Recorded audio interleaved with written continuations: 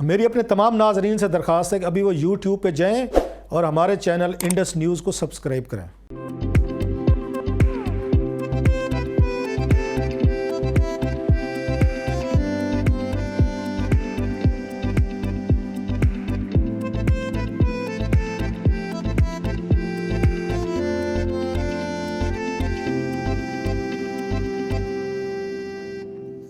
अस्सलाम वालेकुम नाज़रीन, good morning and welcome to गर्मा गर्म विद आप जनाब। मैं हूं असद निज़ामी, मेरे साथ हैं आयशा नूर इकबाल और आपके जूनियर तजज़ियाकार अली आफ्ताब। क्या हाल चाल है जी? आपने एक वादा किया कल, जरा ऑडियंस को भी बता दें आप क्या ला रहे हैं।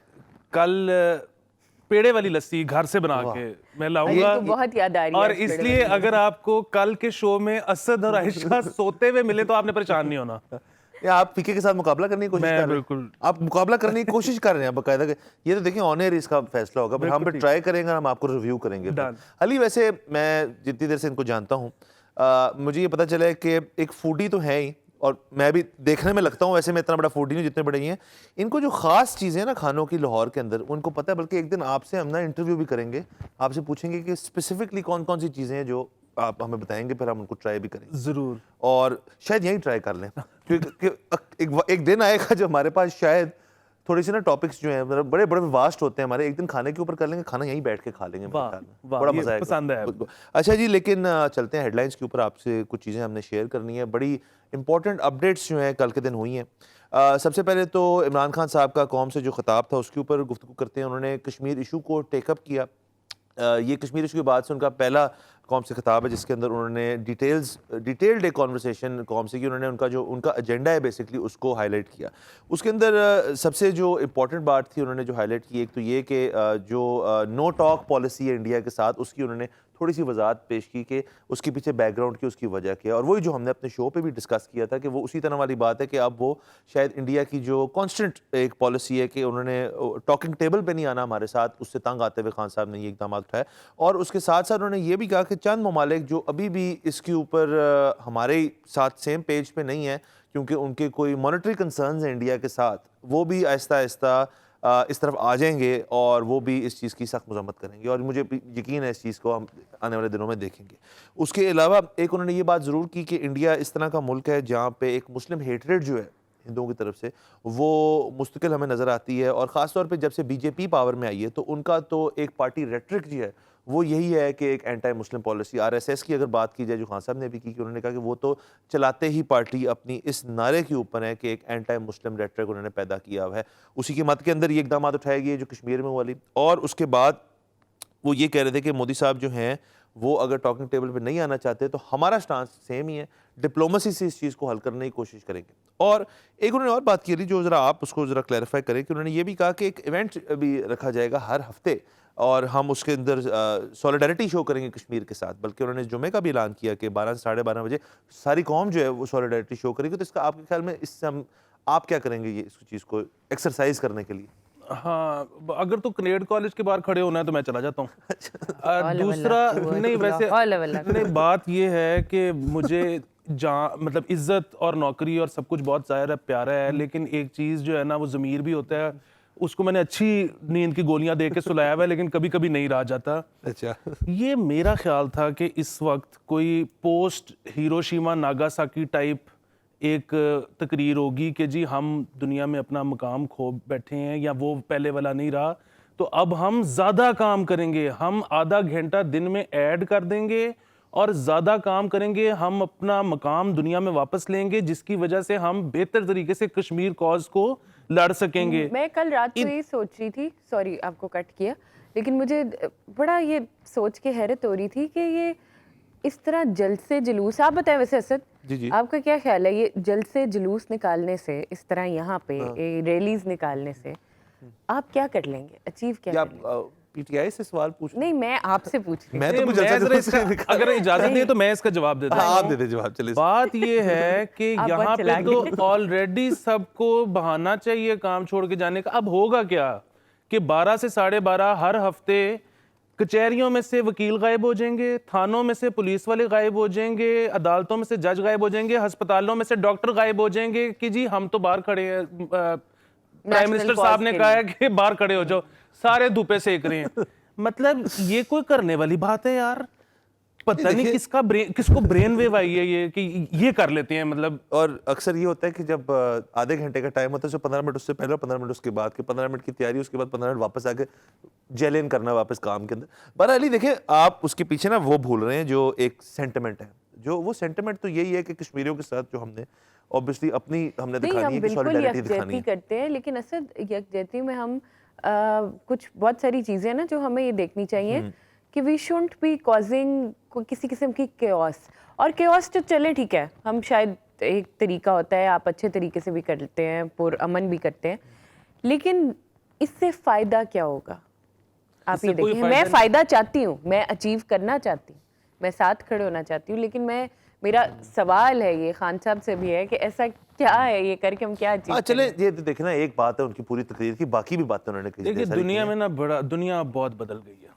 दुनिया अब इतनी बदल गई है कि यहाँ पे ना एक और जो मसला चल रहा है, पिछले 2-3 दिन से मैं ट्विटर पे देख रहा हूँ कि शीरी मज़ाहिरी साहिबा बहुत ज़्यादा अफसोस का इजहार कर रही हैं कि इंडिया ने हमारे कुछ ट्विटर पे लोगों के अकाउंट बंद करवाने की कोशिश की और वो सारा कुछ।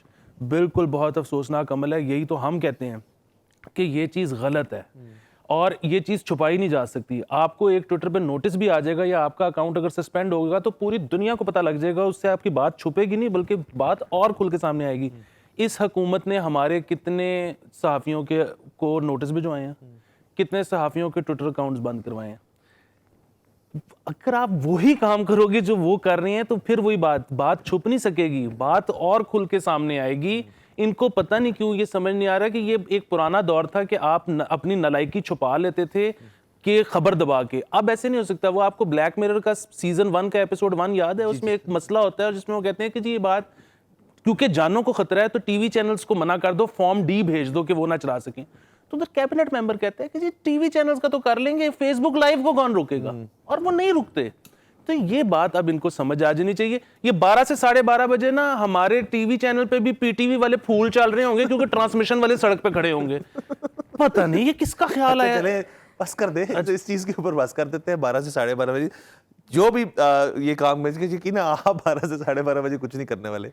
अच्छा 12 उसके साथ उन्होंने ये भी जरूर कहा कि मोदी जी की जो ये गलती है जिन्होंने कश्मीर में ये सारा कुछ किया, उसको एक हिस्टोरिक ब्लंडर जो है, इससे एक अपॉर्चुनिटी मिल गई कश्मीरियों को आज़ाद होने की। तो ये भी मेरे ख्याल में एक हमें इस नैरेटिव को भी एक्सप्लोर करना चाहिए कि डेफिनेटली उनसे गलती तो हुई है। ये बिल्कुल ठीक बात। और इस चीज़ के ऊपर ये जो एक बैक बर्नर पे यूएन में भी ये केस चल रहा था, ये चीज़ सामने आई है, इसके ऊपर डिस्कशन हुई है और जो आईसीजे को हमने मूव किए और बाकी इदारों को जो मूव करेंगे उनके अंदर इस चीज़ को मजीद हाईलाइट किया जाएगा और इससे इंशाल्लाह इससे को बेहतरी आएगी। असल में बात ये है कि हम बात कर रहे हैं कि इमरान खान साहब की जो स्पीच थी उसके अंदर 12 से 12:30 हम ये कर देंगे। इंडिया वो भी मोदी जी की जो मीटिंग थी उसको भी डिस्कस करते हैं, वो जाके मिल रहे हैं फलाना लोगों को, कभी यूएई, कभी बहरीन, तो कभी यूएस। मसला ये है कि हमें ये नहीं पता चल रहा कि जो कश्मीरी वहाँ पे हैं, जो उनके साथ हो रहा है, उनकी आवाज़ जो है उसको दबा के रखा हुआ है। बहरहाल इंडिया ने दबा के रखा हुआ है। हम ये इकदाम ज़रूर उठाएं, लेकिन ये भी खान साहब ने अली कल बात की है कि हम किसी भी हद तक जा सकते हैं इस मसले को हल करने के लिए। तो ये भी बहुत ज़रूरी है कि हम इस चीज़ को तस्लीम करें कि वहाँ पे लोगों के ऊपर जो तशद्दुद हो रहा है उसको किसी तरह ख़त्म करना है, वो डिप्लोमेसी से ख़त्म करना है। और अगर डिप्लोमेसी जो है उसके अंदर टाइम बहुत लगता ही हमें पता है, और हमारे जितने भी पैनलिस्ट इस इशू पे आए उन्होंने भी हम ये कहा कि ये कोई ओवरनाइट वाली चीज़ है नहीं, इसके अंदर टाइम लगेगा। लेकिन मुझे इस चीज़ से, इस बात से मैं एग्री भी करता हूँ, लेकिन डर भी लगता है कि अगर बहुत अब महीना हो गया इस चीज़ को, 4 हफ्ते गुजर चुके हैं इस सारी चीज़ को होने के बाद से, और वहाँ से आपको जो खबरें मिल रही हैं बड़ी खौफनाक है, और वहाँ पे जो उनकी अपनी अवाम है वो भी अब अग्रेशन की तरफ उतर आए हैं, और ख़ास तौर पे उनको हर तरफ से कॉल भी ये आई है कि आप अग्रेशन की तरफ आएँ, आप लड़ें, और उनको आदत भी इस चीज़ की। तो अली अगर ये महीना 1 हो गया, अगर ये महीने 2 हो जाते हैं तो आप सोच सकते हैं कि वहाँ अंदर की जो स्टेबिलिटी है वो मुतासर तो है। अगर वो ख़त्म होगी तो इस तरह की सिचुएशन में अगर खुदा ना जब भी हल होगा इस मसले का तो उस जगह का रहेगा क्या? बिल्कुल, मतलब हम इसी शो पे ये बात कर चुके हैं कि उनके पास मजीद जेल में डालने के लिए गुंजाइश नहीं है। लोगों को ऑलरेडी इतनी जेलें भरी हुई हैं, अब वो यहाँ से उठा के बंदे इंडिया में जेलों में भेज रहे हैं, और वहाँ पे विदाउट कॉज उनको 1 साल तक या 2 साल तक लोगों को प्रिजनर रखने की इजाज़त है। तो मेरे ख्याल में खान साहब की स्पीच जो है उसके अंदर से अगर हमें एक चीज़ अगर निकालनी चाहिए वो ये है कि असल में बात जो है वो ये भी नहीं है कि पाकिस्तान, इंडिया, फलाना बायलैटरल, ये वो जो सारा हम लटन पटन बातें करते हैं वो बिल्कुल ठीक है, वो सारी बातें, वो डिप्लोमेसी सफारत की हद तक वो बिल्कुल ज़रूरी हैं बातें, मैं ये नहीं कह रहा वो गलत है। असल बात नहीं खान साहब की स्पीच की ये थी कि इशू कश्मीर का और कश्मीरी लोगों का है। बिल्कुल। और उनकी आवाज़ जो है सलामती काउंसिल के अंदर भी जो है उसके अंदर अब उठना शुरू हुई है। वहाँ जो अट्रॉसिटीज़ हैं उनका बाकायदा एविडेंस जो है वो हमने एक नहीं 10 दफ़ा दिए। तो इस दफ़ा इस चीज़ को टेकअप किया जा रहा है, इंटरनेशनल कम्युनिटी हमारे साथ है। बहरहाल अभी ये भी एक चीज़ हमें सामने आई है कि हमारे जो chief of army staff Bajwa साहब हैं उनकी जो चाइना की सीनियर अस्करी क़यादत है उनसे भी मीटिंग हुई है। और ये सारी चीज़ें जो हैं ये एक इस तरफ जा रही हैं कि इंटरनेशनल कम्युनिटी जो है इस कुछ नेशंस के बावजूद जिनको खान साहब ने शायद जिक्र भी उनका स्पेसिफिकली नहीं किया, वो जो हैं उनके अलावा बाकी सारे जो है वो सेम पेज में, ये बड़ी अच्छी बात है। अच्छा, और चाइना वाली चीज़ वाली मीटिंग बड़ी ज़रूरी इस वजह से है कि चाइना के ऊपर ना कुछ जो इस किस्म के अनासर हैं यहाँ पे जो ये मैसेज एक देना चाहते थे, ये पैगाम एक बजा थे कि CPEC जो है वो नहीं हो पाएगा, या उसके अंदर ये अब तो देखें बहुत मसले हो गए हैं कि ये नून लीग गवर्नमेंट का ये एक एजेंडा था जिसको डिरेल कर दिया गया PTA की तरफ से। तो ये भी इसके अंदर बहुत एक इंपॉर्टेंट फैक्टर है कि CPEC के अंदर बहरहाल आर्मी का बहुत रोल है। जिन जगहों से जिस वो जो पूरा हमारा कॉरिडोर है उसने जहाँ से गुजरना है उसके अंदर आर्मी का बहुत रोल है। तो एक आर्मी का स्टाफ, अगेन सिविल मिलिट्री जब आपकी एक पेज पे होती है तो आप एक दूसरे से किसी न किस्म की मदद लेते हैं और आप ये भी मैसेज देते हैं कि जी अगर हमारी सिविलियन का क़यादत जो है वो और इश्यूज़ में मसरूफ़ है तो ये नहीं है कि हमारी मिलिट्री क़यादत जो है वो और चीज़ को टेकअप नहीं करे। तो मेरे ख्याल में ये जो आर्मीज़ टू आर्मीज़ एक मीटिंग हुई है चाइना और पाकिस्तान का, ये इस चीज़ का भी एक शो ऑफ पावर है बाकी लोगों को, बाकी दुनिया को, कि CPEC जो है वो डिरेल नहीं हुआ। और हमने इस प्लेटफॉर्म से कई दफ़ा इस बात को किया कि CPEC तो हुआ ही हुआ। बिल्कुल, उसमें चाइना के स्टेक्स ही ऐसे हैं, मतलब वो नहीं डिरेल हो सकता, उसको कोई भी करना भी चाहे वो नहीं कर सकता, वो बिल्कुल मजबूत है। दूसरा जरा उस पर भी आ जाते हैं, कल एक और डेवलपमेंट भी हुई है, मोदी साहब की जो मीटिंग ट्रंप से हुई है। यार वो सब बिल्कुल ठीक है, उसके ऊपर बिल्कुल आए, लेकिन उसके ऊपर आने से पहले उसी की जो उनकी तालियां थी एक दूसरे को जैसे को बॉयज मिल रहे हैं, ये क्या था? मैं ऐसे में यहीं पे आना चाह रहा था कि मैं ना मोदी साहब से बिल्कुल भी नहीं मिलना चाहता कभी जिंदगी में, हादसाती तौर पे भी बहुत ही क्लिंगी, मतलब बात बात में जप्पी डाल लेते। और ये अभी नहीं हुआ, पहले भी उनकी जिससे वो मार्क जकरबर्ग तक की मुझे लगता था पप्पी भी लेने लगे, उसने मुश्किल से छुड़वाया कि यार क्या कर रहे हैं। वो इस वक्त उनकी जरूरत है ये करना, उनकी भी मसाइल समझे ना, तो आपसे वो कभी नहीं करेंगे, ये मैं आपको नहीं अली से दस्ती करेंगे, आपसे कभी नहीं करेंगे, आप की नेशनैलिटी देखते हुए आपसे कभी नहीं करेंगे, आपका मजहब देखते हुए आपको बहुत लुक डाउन अपॉन करेंगे। अच्छा, अब जरा आ जाते हैं ट्रम्प साहब के ऊपर। ट्रम्प साहब भी एक बड़े इंटरेस्टिंग कैरेक्टर है, उनका भी इलेक्शन ईयर है और इलेक्शन ईयर के लिए वो इतनी जान मार रहे हैं, इतनी उनकी कोशिश है कि वो री-इलेक्ट हो जाएं, तो उसके लिए वो किसी किस्म का भी कदम उठाने को तैयार। हमने इधर ही बात की थी एक दफ़ा कि इंडिया और अमेरिका के जो ट्रेड टाइज हैं वो कोई $100 बिलियन तक की अमाउंट जो है वो जिक्र होता है कि इतना उनका ट्रेड है आपस में, तो अमेरिका कभी बिगाड़ेगा नहीं इंडिया के साथ, नंबर 1। दूसरा, चाइना के साथ अमेरिका एक ट्रेड वॉर में जाने लगा है, माजी में भी उन्होंने जाने की कोशिश की, उसके लिए इंडिया एक बहुत स्ट्रेटेजिक पार्टनर है उनके लिए, क्योंकि उसके बगैर वो कर नहीं सकते, क्योंकि वो ऑल द वे वहाँ बैठे हैं, इस खित्ते के अंदर उनको इंडिया की बहुत ज़रूरत है। अच्छा, तो उस मीटिंग से क्या निकलना था, यही हमारी भी यही तवक्को थी इस मीटिंग से कि कोई कॉन्क्रीट किस्म की जो बात है कि जी मैं ये आप मोदी साहब आप ये करें, इस चीज़ को ठीक करें। उन्होंने कहा है आप आपस में इस चीज़ का फैसले का हल कर लें, ठीक है, जो कि एक ना बात इधर है ना उधर है, कि ये मसला 70 साल से चल रहा है। ट्रंप ने कहा कि मैं हाजिर हूँ, इधर भी वही बात जो खान साहब को की कि मैं हाजिर हूँ, मेरी कोई मदद चाहिए, तो आगे से मोदी ने कहा कि नहीं असली आप ही कर लेंगे और बायलैटरल होगा। और उसके अलावा ये उन्होंने कहा है कि हम किसी किस्म की सालसी की अभी भी हम कश्मीर इज अंडर कंट्रोल, तो अंडर कंट्रोल अपनी जगह। मुझे एक नहीं समझ आती बात अमेरिका की कि आई एम देयर, ये कहा था उसने, आई वाज फॉरगेटिंग उसकी क्या एग्जैक्ट स्टेटमेंट थी, उसने कहा था they can manage the affairs themselves. PM Modi says कि it is under control, but I am here. बड़ी उन्होंने कि मैं हूँ। अब शाहरुख खान वाला पोस्टर देखा होगा यूं करके मैं यहाँ हूँ यहाँ। अच्छा, एक बात अली जो मैं जरा अमेरिका की जो कांग्रेस उनकी होगी, उनके प्रेसिडेंट होंगे, सब होंगे, कि आप पिछले 70 साल से सो रहे थे, जो एकदम से आपको ख्याल आया कि यार ये कश्मीर भी एक इशू है। जब तक वहाँ पे किसी किस्म की अट्रॉसिटी नहीं हुई तो आपको तो ख्याल नहीं आया। एक बात ये, दूसरा अमेरिका की ये एक मुस्तकिल आदत है हमारे साथ कि जब तक हम दोनों बिल्कुल ब्रिंक पे नहीं पहुँचते ना, बिल्कुल एक चीज़ को एंड पे नहीं लेके जाते कि यार अब मसला पैदा होने लगा, तब तक अमेरिका स्टेप इन नहीं करता। बाकी दुनिया के अंदर उनको मामे बनने का बहुत शौक है। आप देख लें उन्होंने बाकी जगहों पर क्या क्या किया है और उनको क्या मसले मसाइल पेश है, उनकी अब अपनी इकॉनमी देख लें उसकी वजह से कितनी बैठी।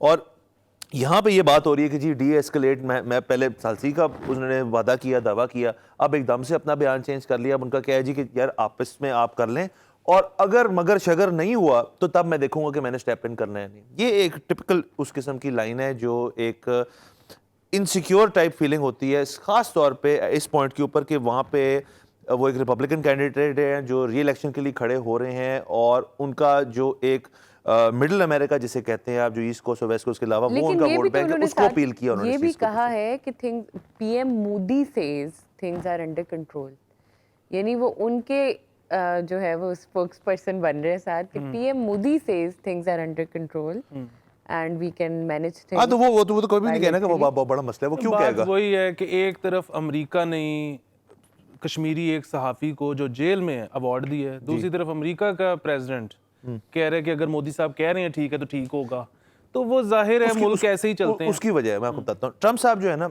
वो दुनिया में ना, ये बड़ी मजेदार बात है हमारे शो की, उससे वो टेलीविजन नहीं देखते, वो जब टीवी देखते हैं तो वो एक प्रोग्राम देखते हैं, उसका नाम है फॉक्स, जो एक मॉर्निंग शो है। तो वो फॉक्स एंड फ्रेंड्स के ऊपर उन्होंने हमारा छापा लगाया है। फॉक्स एंड फ्रेंड्स जो है ना, वो उसकी जो कॉपी होती है ना, जो लिखी जाती है, वो ट्रम्प साहब की प्रेस ब्रीफिंग होती है। ये एक वाहिद ऐसा प्रेसिडेंट है जो मैंने पहली दफा देखा है जो सारी अपनी जो खबरें हैं वो एक फॉक्स न्यूज़ नेटवर्क जो जिसकी अपनी तारीफ करते रहे तो ख़त्म हो जाएगा, सबको मीडिया ही ख़त्म हो जाएगा, तो वो मॉर्निंग शो देखते हैं। तो मैं ये भी इसी प्लेटफॉर्म से मैसेज देना चाहता हूँ कि हमारा मॉर्निंग शो भी बहुत अच्छा है। हाँ। और ट्रम्प साहब ज़रूर देखें और लोग भी देखा करें। हाँ। अच्छा, ये भी आपने सारी ये बैरूनी सियासत जो है और सारा बल्कि पस मंजर बयान कर हमने दिया। मेरे ख्याल में ब्रेक पे भी जाना है, तो और चीज़ें जो है उनको डिस्कस भी कर लेंगे। नाज़िर, हमने जाना है ब्रेक के ऊपर। See you after the break.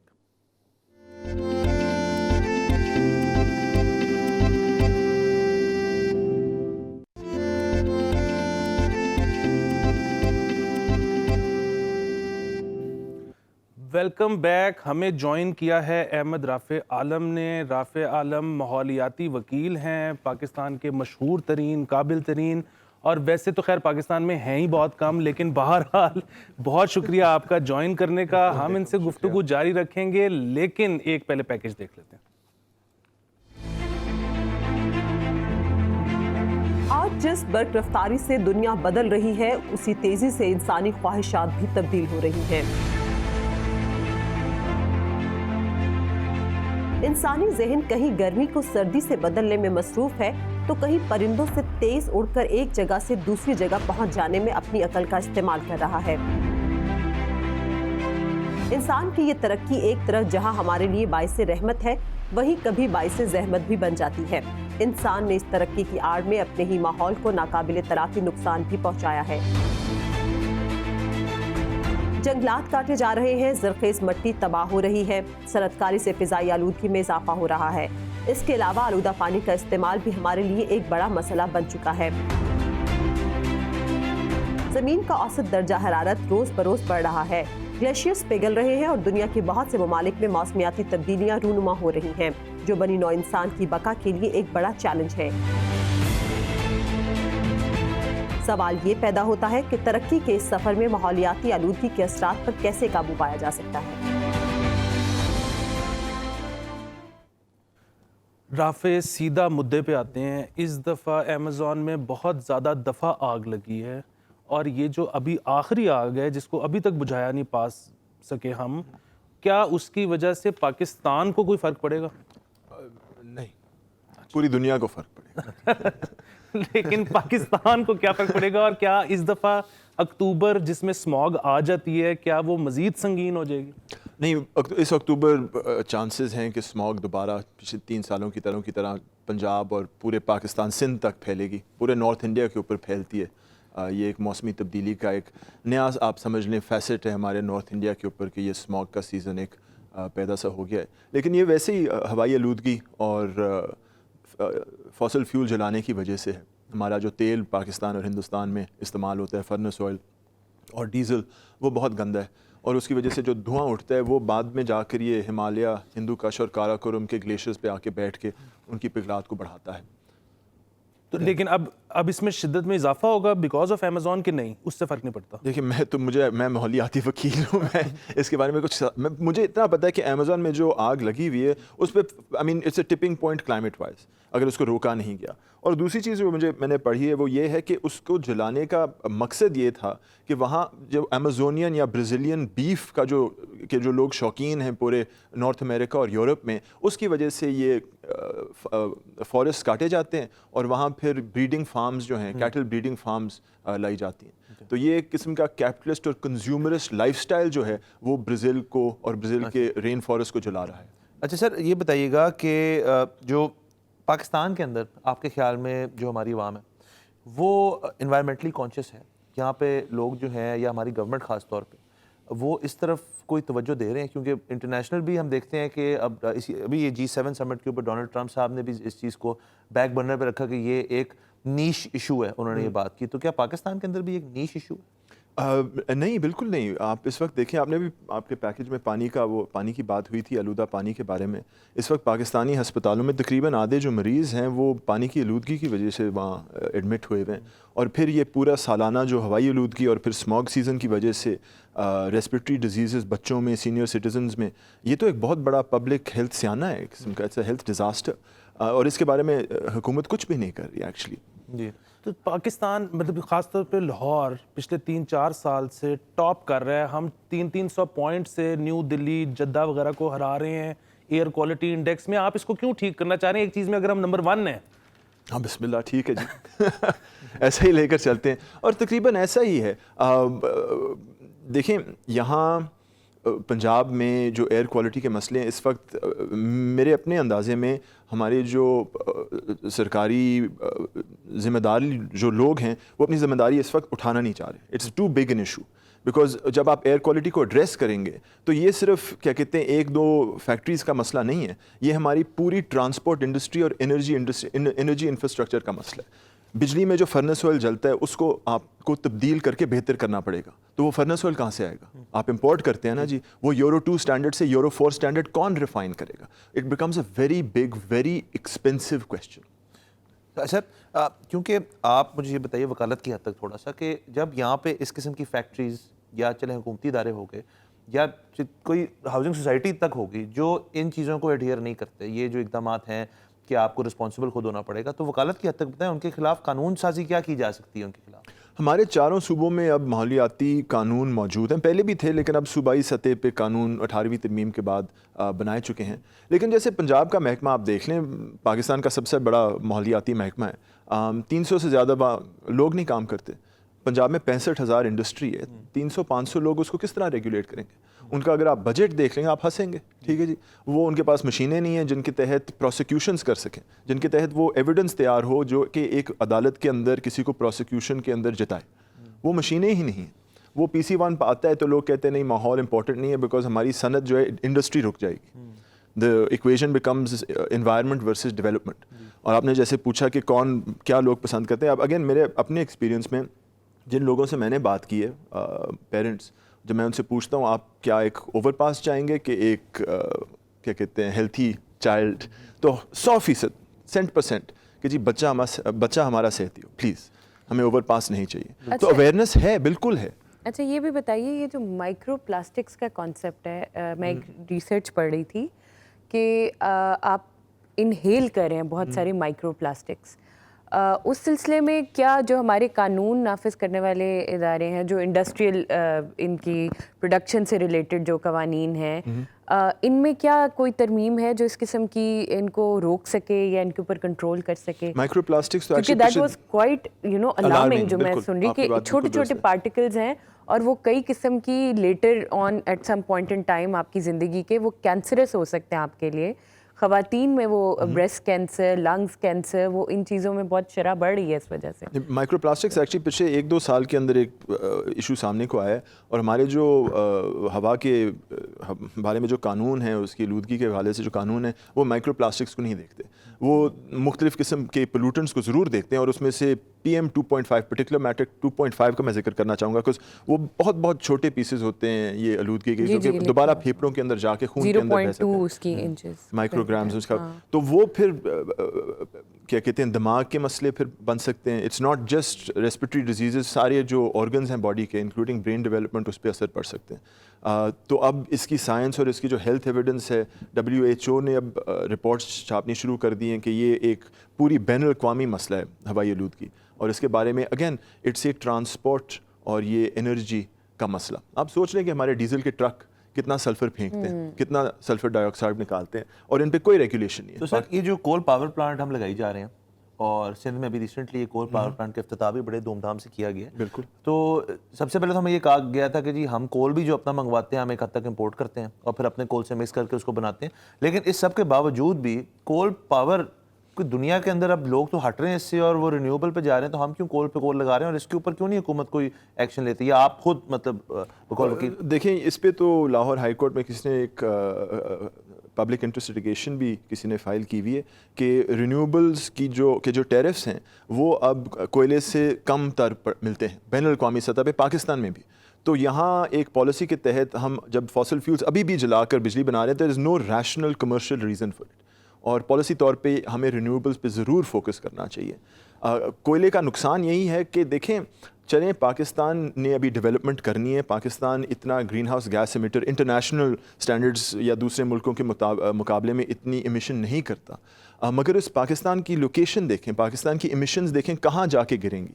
उन ग्लेशियर्स पे वही तो they're the resource of the world. जैसे अमेज़ॉन रेन फॉरेस्ट हमारे लिए ऑक्सीजन बनाता है, ये ग्लेशियर्स जो हैं ये दुनिया का पानी है, तो हमें भी फिर इल्ज़ाम लगाया जाएगा 10-20 साल के अंदर इकोसाइड का। ये आपने बड़ी इंटरेस्टिंग बात की, क्योंकि इसी में मैं पढ़ी थी कि नमक को जो है वो कुछ सैम्पलिंग की गई है और उसमें भी ये जो जिस तरह हिमालयन सॉल्ट है इसके अंदर भी बहुत सारे माइक्रो प्लास्टिक्स के ट्रेसेस निकले हैं, और वो हम बहुत कंज्यूम कर रहे हैं उसको, लेकिन हमें आइडिया नहीं कि कितना डेंजरस हो सकता है।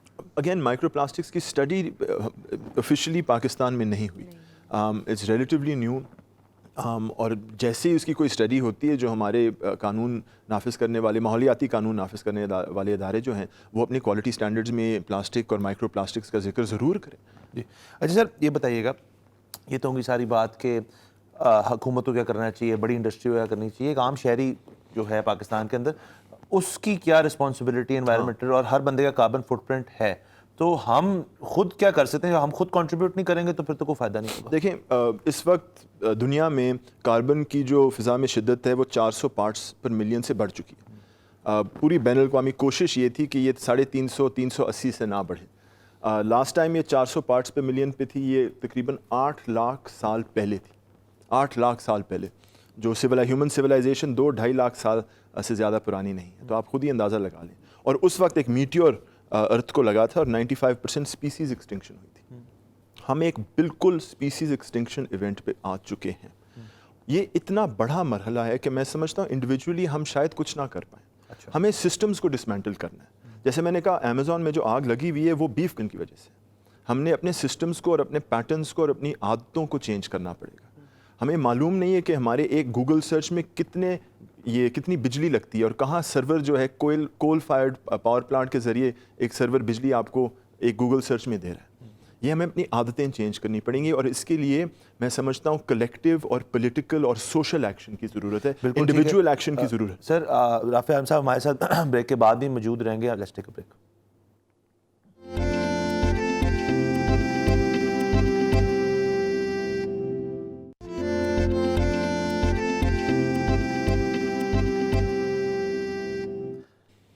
Welcome back from the break. आप देख रहे हैं गर्मा गर्म विद आप जनाब। नाज़रीन, हमारे साथ राफे आलम साहब मौजूद है। हम एनवायरमेंटल इश्यूज़ कुछ डिस्कस करें, हमें डरा रहे हैं राफे साहब ठीक ठाक।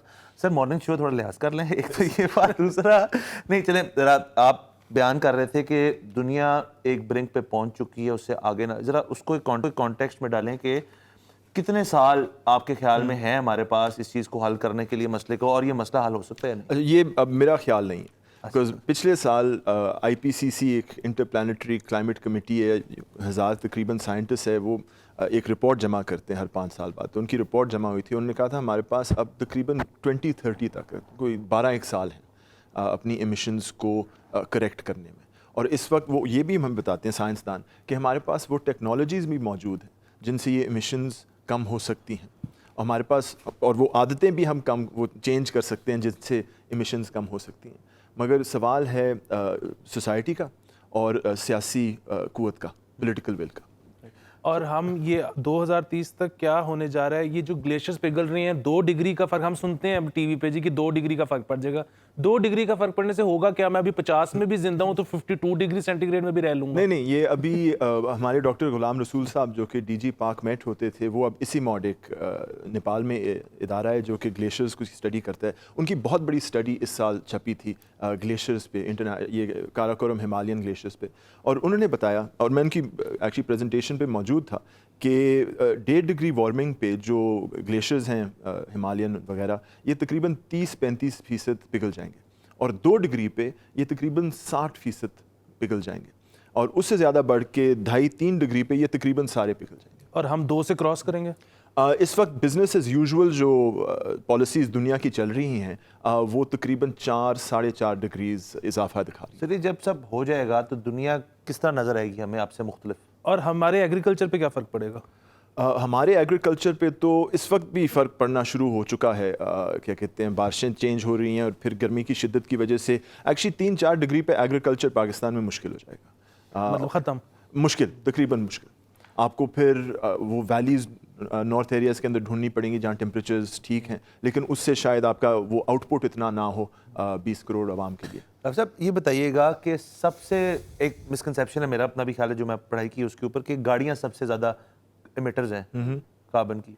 क्या ये बात सही? कुछ लोग कहते हैं कि जानवर सबसे ज़्यादा इमिटर हैं इस चीज़ के। ये एक मिथ है कि मैं हमेशा बड़ा कंफ्यूज होता हूँ इन दोनों चीज़ों की। नहीं, बात आपकी, अच्छा देखें, जो आप समझें बफलो है या काओ, ये मीथेन बहुत प्रोड्यूस करते हैं, ठीक है जी। मीथेन एक ग्रीन हाउस गैस है जो कि कार्बन से तकरीबन 35% शिद्दत में ज़्यादा भारी है as a green house gas.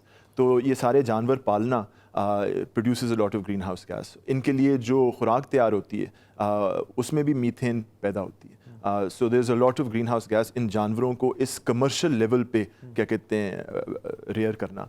मगर हाँ, दूसरी तरफ बिल्कुल गाड़ियाँ भी पोल्यूट करती हैं, गाड़ियों से जो ग्रीन हाउस गैसेस निकलती हैं, और चूँकि पाकिस्तान में तेल इतना गंदा है, अभी पंजाब में एक रिपोर्ट निकली थी फरवरी में, उन्होंने फूड एंड एग्रीकल्चर ऑर्गेनाइजेशन के साथ एक रिपोर्ट स्मॉग के बारे में छापी थी, जिसमें उन्होंने कहा था तकरीबन 80% पंजाब में हवाई आलूदगी जो है वो इंडस्ट्री, ट्रांसपोर्ट और ये एनर्जी सेक्टर से आती है, और तकरीबन 20% जो है ये क्रॉप बर्निंग, सॉलिड वेस्ट और एग्रीकल्चर की वजह से। यानी कि स्टेक खाना बंद कर दें और प्रियस चलाना शुरू कर दें, बेसिकली ये कुछ चलना शुरू कर दें, साइकिल चलाना। अच्छा, प्रियस भी बात करें, साइकिल नहीं, लेकिन मसला ये चलेंगे ज़्यादा तो कैलोरीज बर्न होगी, फिर भूख लग जाएगी, फिर स्टेक खानी पड़ेगी, इसलिए हाइब्रिड मॉडल पर है। अच्छा सर, एक और ये चीज़ भी मैंने सुनी थी, जैसे गाड़ियों के ऊपर आ जाएं तो गवर्नमेंट एक इलेक्ट्रॉनिक व्हीकल्स के ऊपर उन्होंने पॉलिसी बनाना शुरू कर दी, और तकरीबन काफ़ी उन्होंने स्टेक होल्डर्स को प्राइवेट सेक्टर से ऑन बोर्ड लिए कि ईवीज़ जो हैं उनको ना।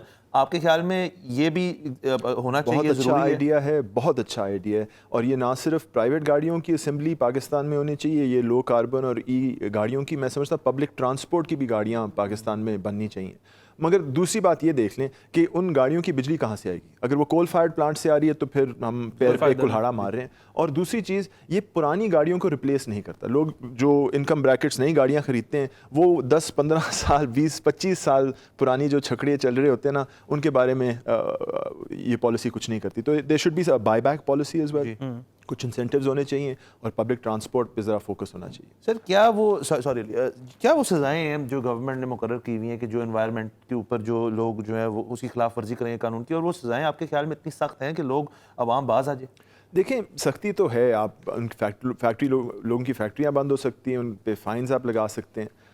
मगर ये फर्स्ट जनरेशन एनवायरमेंटल लॉ है। हम 5th जनरेशन एनवायरमेंटल लॉ के बारे में बात करना चाहते हैं, जहाँ ये माहौलियाती इश्यूज़ जो हैं वो सनती पॉलिसीज़ के साथ जुड़ जाएं। यहाँ मैं फिर जो जिक्र करना चाहूँगा वो सर्कुलर इकॉनमी के बारे में। जैसे चीन के अंदर सर्कुलर इकॉनमी है, हर चीज़ रिसाइकिल होती है वहाँ। रिड्यूस, रिसाइकिल एंड रीयूज़ की इकोनॉमिक फ़िलासफ़ी आपको साउथ कोरिया के अंदर मिलेगी, जहाँ इकोनॉमिक डेवलपमेंट पिछले 30 साल के अंदर इतनी बढ़ के हुई है। तो ये आप 5th जनरेशन एनवायरनमेंटल लॉ के बारे में सोचें, जहाँ आप बिकॉज टेक्नोलॉजीज़ मौजूद हैं, टैरिफ्स कम हैं रिन्यूएबल्स के, लोगों को आप इंसेंटिव्स दें ताकि वो अपने बिजनेसेस में इंप्रूवमेंट्स ला कर दें, और इसी से तो आपकी इकॉनमी बढ़ेगी। यही तो ग्रीन इकॉनमी का वो कॉन्सेप्ट है कि इन चीज़ों में पैसे हैं, इनमें आप इन्वेस्ट करें और आप एक ट्रांजिशन कर सकेंगे। बिकॉज, और ये मैं कहता रहता हूँ, the stone age did not come to an end because we ran out of stones. बिल्कुल। तो इसका मतलब है कि ये जो हम सारा दिन करते रहते हैं कि नवाज शरीफ ने ये कहा और इमरान खान ने ये किया, the joke is on us, मतलब ये 2030 तो आया खड़ा है और हम इन बातों में मसरूफ हैं। नहीं, देखें G7 में देखें the world leaders are interested in climate change, और the joker in the room Donald Trump छोड़ के चला गया। तो आप खुद ही हिसाब लगा लें कि अगर आप क्लाइमेट चेंज पे इस वक्त फोकस नहीं करें तो ये द जोकर है। सर, ये जो अमेरिकन कई कांग्रेसमैन हैं जो खासतौर पर जो रिपब्लिकन होते हैं, उनका ये कहना है कि ये इशू जो है ये तो हमेशा से है, कोई ये इतना गर्म पहले भी ये दुनिया रह चुकी है। हमारे भी ऐसे सियासतदान हैं, ऐसी कोई बात इसको जरा प्लीज इसको जरा आइडेंटिफाई करें कि ये मेंटालिटी क्यों है सबसे पहले, और इसके अंदर सबसे बुनियादी गलत बात क्या है इस सोच में? नहीं, ये जो जिस हद तक अमेरिकन सियासतदान है, देखें वहाँ एक फॉसिल फ्यूल की इंडस्ट्री है। अमेरिका में तो तेल चला था, गाड़ियाँ इन्वेंट हुई थी, पूरा इंफ्रास्ट्रक्चर वहाँ चला था, कोयले की बिजली अभी भी काफ़ी वहाँ दस्तयाब होती है। तो वहाँ एक पूरा आप समझ लें कार्टेल माफिया है इसके पीछे, और वो रिन्यूएबल्स को नहीं देखना चाहते। पाकिस्तान के अंदर भी ऐसे मैंने लोग देखे हैं जो कि कहते हैं नहीं जी हमारा मसला नहीं है, इतना बुरा नहीं है, हमें कुछ नहीं होगा, हम धूप में फिरते हैं, इस तरह की चीज़ें। एक तरफ वो हमें इस तरह की खबरें मिलती हैं कि जी वो ओजोन की जो लेयर थी वो रिपेयर हो गई है, दूसरी तरफ ये खबर मिलती है कि जी ग्लेशियर पिघल गई हैं, हमने किधर जाना है, कौन से कह दिया गया था ऊपर ओजोन लेयर रिपेयर करने। बट ओजोन का एग्जांपल देखें, ओजोन की कमी जो है वो 70s के अंदर इनको नजर आई थी, और फिर बैनुल अक़वामी सतह पे ये इंटरनेशनल ट्रीटीज़ हुई थी, एंड बाय मिड 90s उन्होंने ओजोन पे कंट्रोल कर लिया था। It's an example of success. तो इसी तरह जो ये मैं कह रहा हूँ, और साइंसदान कह रहे हैं अपनी IPCC रिपोर्ट के अंदर कि इस वक्त हमारे पास वो टेक्नोलॉजी मौजूद है जिससे ये क्लाइमेट क्राइसिस अवर्ट हो सकता है।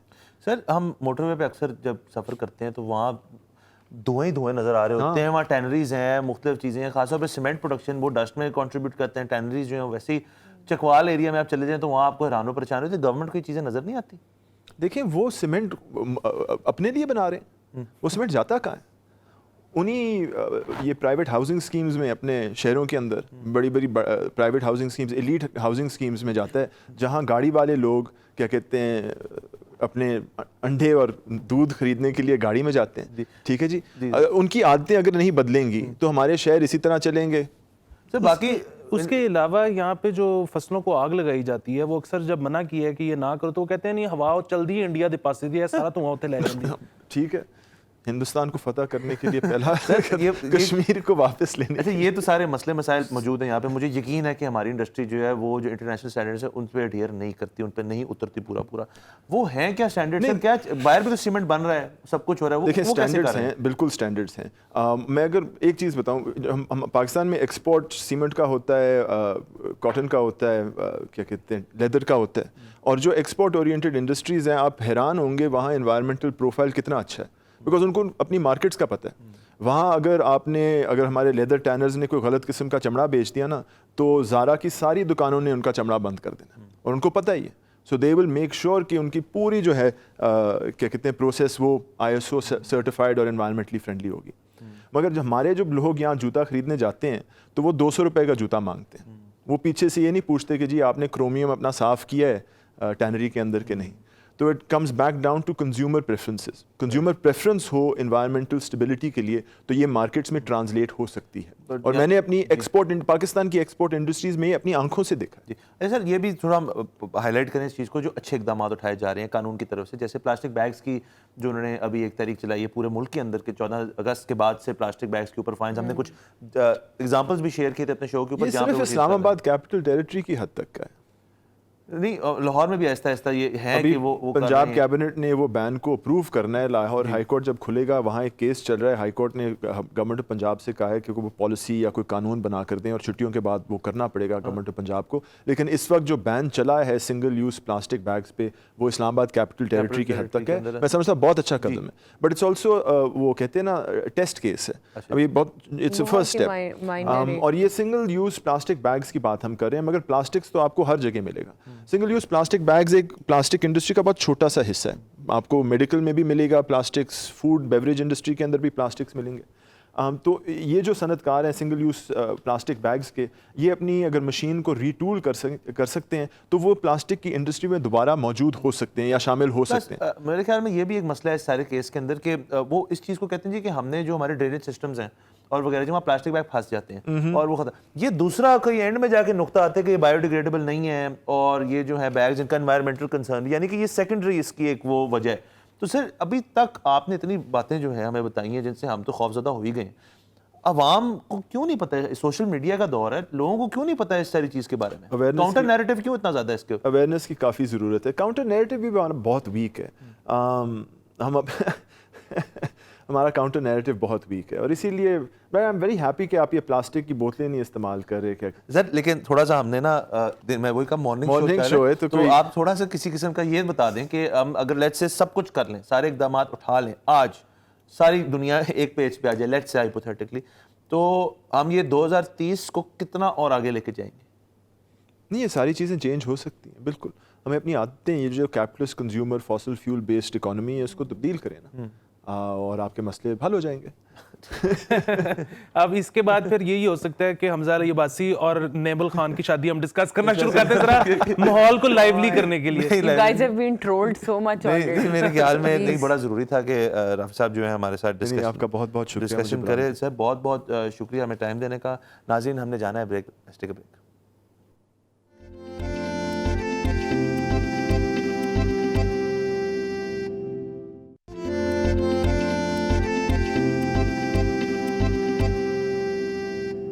वेलकम बैक नाजरीन, हमारे साथ मौजूद हैं अब्दुल मोइद साहब, एंटरप्रेन्योर हैं और फूड इंडस्ट्री से इनका ताल्लुक़ है। इनसे पूछेंगे कि एक एंटरप्रेन्योर होने की हैसियत से आप क्या समझते हैं कि ऐसे क्या पाकिस्तान की फूड इंडस्ट्री में मसाइल हैं और क्या चीज़ है जो हम कर सकते हैं लेकिन कर नहीं पाते? बाहर की दुनिया में फूड इंडस्ट्री में क्या प्रैक्टिस हो रहा है? उससे पहले इसको हम रखेंगे जारी, लेकिन उससे पहले एक पैकेज देखते हैं। तहजीब व तमद्दुन और रिवायात किसी भी कौम का आईना होती हैं और खाने किसी भी मुल्क का तारुफ। सफरी सहूलियात में जिद्दत आई, इंटरनेट ने दुनिया करीब की और बैनुल-अक़वामी तिजारत और सयाहत बढ़ी तो रिवायात का मिलन भी हुआ, जिसके असरात आज हमें हर तरफ मुख्तलिफ इक़साम के देसी और बदेसी खानों के रेस्टोरेंट्स की सूरत में नजर आते हैं। पाकिस्तान में पिछले कुछ सालों में खाने पीने के रुझान में एक वाज़ेह तब्दीली देखने में आई। पहले बाहर खाना खाने के लिए सिर्फ चंद खास मौक़ों पर जाया जाता था, मगर अब वक्त की कमी और लोगों की बढ़ती हुई मसरूफियात के बायस बाहर खाना खाने का रुझान बहुत बढ़ गया है।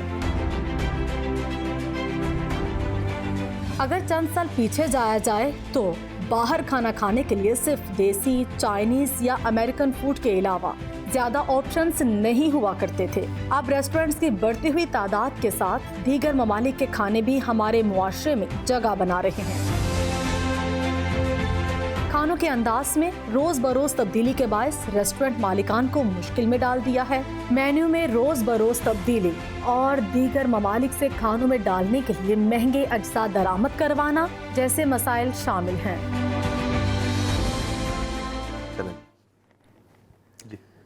जी सर, बताएं कि ये एक एंटरप्रेन्योर होने की हैसियत से आप क्या समझते हैं, क्या मसाइल हैं एक तो, और दूसरा हम क्या चीज़ है अगर हम देखें दुनिया पूरी में जो ग्लोबली ट्रेंड्स हैं और लोग बहुत कुछ इनोवेटिव कर रहे हैं, हम उस हिसाब से कहाँ पे लैग करते हैं? बताइए। फर्स्ट ऑफ ऑल जी, हमारे यहाँ पे जो है ना इनोवेशन बिल्कुल भी नहीं है, ठीक है ना। पीपल वांट कि वो यकीन उसी तरीके से जो बस किसी का शेफ़ उठा लें, ठीक है ना, उसको थोड़े से पैसे ज़्यादा दे के, और वही आप देखेंगे कि डिफरेंट रेस्टोरेंट्स में तकरीबन ऑलमोस्ट सेम ही मेन्यू हर तरफ आपको नज़र आता है। तो एक तो ये चीज़ है। दूसरी चीज़ है कि यहाँ पे हॉस्पिटैलिटी में इतनी एजुकेशन नहीं है, ठीक है ना। बाहर लोग बाहर जाते हैं, एजुकेशन लेते हैं, उसमें इनोवेशन लेके आते हैं, कुलिनरी के कोर्सेज होते हैं। यहाँ पे बस वो हम एक तो डिपेंडेंट हैं अपने शेफ्स पे, उसने जो बना लिया और तकरीबन आपको मोस्ट ऑफ द रेस्टोरेंट्स में वही चीज़ें, वही डिशेस नज़र आएंगी। ये एक और चीज़ ये कि कभी कभी सुनने में आता है, वैसे मैं अभी आपका जो फ़िलहाल रेस्टोरेंट है मैं उसका बहुत बड़ा फ़ैन हूँ वसाबी का, लेकिन हमने सुना है कुछ आपके पिछले प्रोजेक्ट्स फेल भी हुए हैं, वो नहीं कामयाब हो सके। ये मेरे लिए सुन के बड़ी हैरत अंगेज बात है, क्योंकि कराची वाले तो लाहौरियों पे इल्जाम ये लगाते हैं इनको कुछ भी तल के दे दो ये खा लेते हैं। तो कैसे हो सकता है कि रेस्टोरेंट फ्लॉप हो जाए? बस आई थिंक इसमें लक भी काफ़ी मैटर करती है, और बाकी जो है बंदा तो अपनी तरफ से जो है पूरी कोशिश करता है, बट इसमें लोकेशंस पे भी जो है मैटर करता है, आपने क्या लोकेशन चूज़ की है। मैंने जापानीज स्टार्ट किया था आज से 10 साल पहले, जबकि उस वक्त खाली फुजियामा होता था। तो मैंने डिफरेंट ये किया था कि we started off with a home delivery service, जबकि यहाँ पे कोई जापानीज नहीं देता था और कोई सोच भी नहीं सकता था कि जापानी खाना सुशी आपको घर पे बैठे बैठाए रात को भी मिलेगी 1 बजे। तो वो हमने उसमें ये किया था कि हमने उसमें काफ़ी पैकेजिंग के अंदर इनोवेशन की, आइस बॉक्सेस के बनाए, उसमें जो है हम सुशी डिलीवर किया करते थे। बट स्लोली हमने इसका ट्रेंड जो है बनाया और काफ़ी अब जो है टेस्ट लोगों का डेवलप हो गया है जापानीज़ खाने की तरफ। ठीक है, डिफरेंट स्कूल्स हमें बुलाते थे, वहाँ पे हम बच्चों को जो है बताया करते थे कि जी इसकी ये नॉलेज है, इसमें जो है ये चीज़ें डलती हैं, उनको टेस्ट करवाते थे। तो आहिस्ता आहिस्ता जो है तो लेकिन हमारे यहाँ तो चाइनीज भी ऑथेंटिक नहीं मिलता, शायद कोई एक आधा रेस्टोरेंट हो, अदरवाइज तो वो उसको हमने बड़ा देसी कर लिया है। पाकिस्तानी चाइनीज बना तो लिया। जापानीज के क्या मतलब उनका टेस्ट हमसे मिलता है? जापानीज भी जो है हमने काफ़ी उसको मॉडिफाई किए अपने पाकिस्तानी टेस्ट के यानी कि मुताबिक। ये भी ऑथेंटिक जापानीज शायद नहीं है। नहीं है, you can call sushi sashimi वगैरह ऑथेंटिक जी। बट ये है कि जो हॉट फूड है उसको हमने जो है वही थोड़े से जो है जापानीज स्पाइसेस वगैरह डाल के उसको थोड़ा याद आ रहा है कि मेरी हम जो क्लास फेलोज होते थे इंग्लैंड में पाकिस्तानी, हम हमारा ये एक कंबाइन एक हमने इस चीज़ पे एनालिसिस किया था कि ये जो चाइनीज फूड है ना, ये सिवाय पाकिस्तान के और कहीं दुनिया में अच्छा नहीं मिलता। तो नहीं, वो पाकिस्तान में, क्योंकि वो पाकिस्तानी पैलेट के लिए बनाया गया। अच्छा सर, ये बताएं कि अब हमने देखा है जो मेशी हालात हैं, इकॉनमी किस तरफ जा रही है, हमारी यहाँ की जो प्रोड्यूस है जो अपनी डोमेस्टिकली हम बनाते हैं उसको क्या फ़र्क पड़ा एक तो, और सेकेंडली हम मेरे ख्याल में बहुत ज़्यादा चीज़ें इंपोर्ट करके हम खाना यहाँ पे बना रहे हैं, तो आपकी इंडस्ट्री को इससे क्या फ़र्क पड़ा है? मोस्टली जी हम तो चीज़ें इंपोर्ट ही कर रहे हैं और हमें तो काफ़ी फ़र्क पड़ा है। डॉलर ऊपर चला गया है, प्राइसेस इंक्रीज़ हो गई हैं, we could not increase the selling price, but हमारी कॉस्ट जो है सारी ऊपर चली गई है। तो मुश्किलात तो हैं, बट होपफुली जो है पाकिस्तान में भी कुछ मैन्युफैक्चरिंग स्टार्ट होगी, इसके जो है कुछ हमें सब्सटीट्यूट मिलेंगे चीज़ों के। उसके अलावा पाकिस्तान में कारोबार कंसिडरिंग के बहुत ज़्यादा को बूम की तरफ इस वक्त नहीं जा रहे, जितनी रियल इस्टेट महंगी है, जितना किराया ज़्यादा है, मतलब आई एम श्योर कि अभी भी आपको चीज़ें जो आप इंग्रेडिएंट्स इंपोर्ट करते हैं वो इतना नहीं दुखते होंगे जितना आपको अपनी जगह का रेंट या उसकी कीमत दुखती होगी। बिल्कुल। तो वो इसका कोई इलाज नहीं निकल सकता, या ये इसी तरह रहेगा कि कारोबार नहीं चल रहे लेकिन रेंट इतने ज़्यादा? बिजली इतनी महंगी है आपको? बिजली महंगी है जी, बिजली अभी लास्ट 2 मंथ्स में तो हमारे जो है डबल हो गए हैं इलेक्ट्रिसिटी बिल्स। इसी तरह से रेंट्स भी जो है इट्स क्रेजी, यहाँ पे तो जो है समझ नहीं आती, इसलिए फिर थोड़ा सा बंदे को लोकेशन पे भी कॉम्प्रोमाइज़ करना पड़ता है। अगर आप मेन MM आलम पे चले जाएंगे तो वहाँ पे इतने रेंट्स हैं कि आपकी फिजिबिलिटी ही नहीं बनती कि आपका रेस्टोरेंट चल सके। फिर दूसरी चीज़ है कि हमारे जो लेबर है उसका हमें बहुत मसला है कि वो एक तो हमें रेस्टोरेंट्स वालों को ब्लैकमेल करते हैं, ठीक है ना, आप उनको सिखाएंगे। मैंने तो ये किया था जब व्हेन आई ओपन, तो उस वक्त आपको जापानीज शेफ्स मिलते ही नहीं थे। तो मैंने सोचा मैं इतने जापानीज शेफ्स तैयार करूँगा यहाँ पे, इतने लोगों को ट्रेन करूँगा कि आपको हर जगह पे जापानीज नजर आएंगे। वो इतने लोग ट्रेन किए कि अब हमारे कॉम्पिटिशन में उतने रेस्टोरेंट खुलेंगे। अच्छा तो सर ये बताएं कि हमारा ये सारे मसले मैशी मामलात हैं, सब कुछ है इतना, तो रोज़ हर दूसरे चौथे दिन ओपनिंग सून का बोर्ड क्यों लगा होता है और रेस्टोरेंट्स लोग खोल क्यों रहे हैं, और ये जानते हुए कि ये इंडस्ट्री जो है दुनिया भर में कहा जाता है बहुत रिस्की इंडस्ट्री है? मैं कहता 90% इसमें तो फेलियर ही है। 90% फेलियर है। तो एक आपको गिनते हुए 10 कोई रेस्टोरेंट नजर आएंगे जो कि स्टार्ट से चल रहे हैं जी, ठीक है ना। बाकी तो जो है लोगों को लगता है कि बड़ा आसान है, चार्मिंग है ये काम, लोग आएंगे, बट इट्स नॉट, बहुत ही मुश्किल काम है। और आप इसमें डिपेंडेंट हैं, आप पहले जो है शेफ़ पे डिपेंडेंट हैं, उसने खाना बनाना है, फिर आप गेस्ट पे डिपेंडेंट हैं। टूरिज़्म तो यहाँ पे ऐसा जितना है ही नहीं, तो आपको उन्हीं गेस्ट को जो है रिटेन करना पड़ता है, उनको अच्छी सर्विस देनी पड़ती है कि वो आपके रिपीटेड क्लाइंट्स बने। बिल्कुल, क्योंकि हम लोगों को अमूमन लगता है ये है कि मैं एक जगह खाने गया दोपहर को या शाम को, मैंने देखा मेरे अलावा 9 लोग थे, तो मैंने सोचा कि यार ये तो बहुत चल रहा है। वो मुझे नहीं पता कि मैं उसके अलावा किसी वक्त जाता तो वो 9 लोग बैठे होते या नहीं, और वैसे भी इनको अपना ब्रेक इवन पे आने के लिए शायद दिन का 100 बंदा चाहिए। तो अगर 20 जा भी रहा है तो आप ब्रेक इवन तक पे भी नहीं हो, प्रॉफिट कमाना तो एक दूसरी बात है। बिल्कुल, बड़ा मुश्किल हो जाता है वो ब्रेक इवन। तो जो है एटलीस्ट 100 आपको चाहिए होते हैं कवर्स, जिनसे जो है आपका ब्रेक इवन होता है। बट ये है कि फिर बंदा कोई जो है ऑफर्स निकालते रहते हैं लोगों को जो है, क्योंकि यहाँ पे सबसे बड़ा मसला है कि वही गेस्ट हैं आपके जिनको आपने जो है रिपीट करना है। टूरिज़्म नहीं है यहाँ पे, इतने गेस्ट आ नहीं रहे, और फिर जो है सैचुरेटेड हो गई है मार्केट, इतने रेस्टोरेंट्स खुल गए हैं, तो वो सारा जो है डिवाइड हो गया है। अच्छा, ये भी आपने पहले बात की कि इनोवेशन नहीं है, और वाकई हमारे यहाँ नहीं है। तो ये आपकी क्या इंस्पिरेशन थी? आपने वसाबी का भी जिक्र हुआ, तो ये जापानीज़ फूड की तरफ क्या इंस्पिरेशन थी? क्या आपको शौक था? टू बी ऑनेस्ट मेरा तो जी मैंने डिग्री इसमें की स्विट्ज़रलैंड से हॉस्पिटैलिटी में। अच्छा। फिर मैंने स्टेट्स में काम किया, then I joined Avari hotel, और वहाँ पे मैं फुजियामा में तो नहीं था, but I was assistant F&B over there.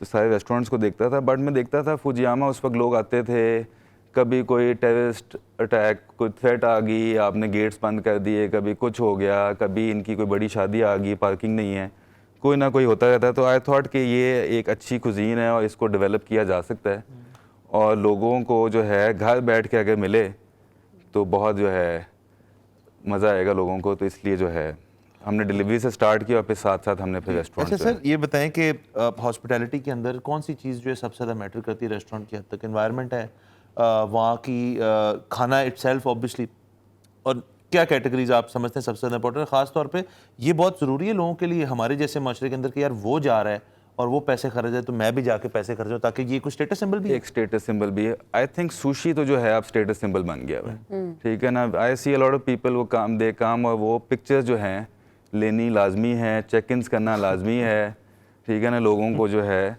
थोड़ा सा दिखाने के लिए भी। हमारा पंजाब का एक जो है मुआशरा भी ऐसा है, शोशा वाला। तो एक ये भी वजह है, काफ़ी लोग तो जिनको नहीं भी पता होता वो भी आते हैं आगे जो है पिक्चर खींच के खाते हैं। इसलिए हमने जो है आपको लकी कंसिडर करूं कि मुझे सुशी पसंद ही नहीं है। हमने ऐसे लोगों के लिए हमने कुक्ड सुशी भी निकाली है। अच्छा, कुक्ड सुशी निकाली हुई है कि जो कि आराम से जो है तस्वीर भी खिंचवाएं और खा भी सकें। एक और We should try it sometime. एक और चीज़ ये कि लाहौर हमेशा से मशहूर था कि जी सोता नहीं है, लाहौर सारी रात खुला रहता है, और फूड नेवर फेल्स इन लाहौर, ये भी सुना था। बिल्कुल। उसके बाद हुआ ये कि वो जाहिर है जब हालात थोड़े से ख़राब हुए वो टेररिज्म एक्टिविटीज़ की वजह से, फिर एक दफ़ा तो यहाँ तक कि मेरे ख्याल में गवर्नमेंट का नोटिस भी आ गया था कि रात एक ख़ास टाइम के बाद दुकानें ना खोलें, लेकिन उसके बाद फिर हमने उस पर काबू पा लिया। बिजली की वजह से था, वो बिजली की वजह से भी था, एक और वजह से भी आया था, लेकिन फिर हमने अब फाइनली काबू पा लिया। मुझे ये लगता है कि ज़्यादा बड़े रेस्टोरेंट्स तो रात को नहीं खुले होते, लेकिन जो जॉइंट्स छोटे खुसूसन रात को खुले होते हैं वो मैंने फेल होते नहीं देखे, क्योंकि वो जो लड़के और बच्चे बच्चियाँ जो रातों को जागते हैं, हमारी तो उम्र नहीं रही, तो वो उनको रात को भूख भी लगती है, वो फिर खाते भी हैं। तो और इस तरह के पाकिस्तान में जगह बहुत कम है। क्या वजह है कि मतलब एक चीज़ मुझे नज़र आ रही है, यहाँ तो मुझे गलत लग रहा है, और अगर ये ठीक है तो दीगर एंटरप्रेन्योर्स को ये अपॉर्चुनिटी क्यों नहीं नज़र आ रही कि यार एक ऑल नाइट एक जॉइंट खोल देते हैं, चलना ही चलना है? नहीं, उसकी एक बिल्कुल बहुत छोटी सी मार्केट है जो रात को लोग जो है नीश है, बिल्कुल बहुत नीश है, और फिर वो चलते हैं। जैसे आप लक्ष्मी चले जाएंगे वो चल रहा होगा, डिफेंस केज ब्लॉक मार्केट चले जाएंगे वो चल रही होगी, मैकडॉनल्ड्स आप जाएंगे तो इवन सुबह 5 बजे भी वहाँ पे लाइन लगी होगी।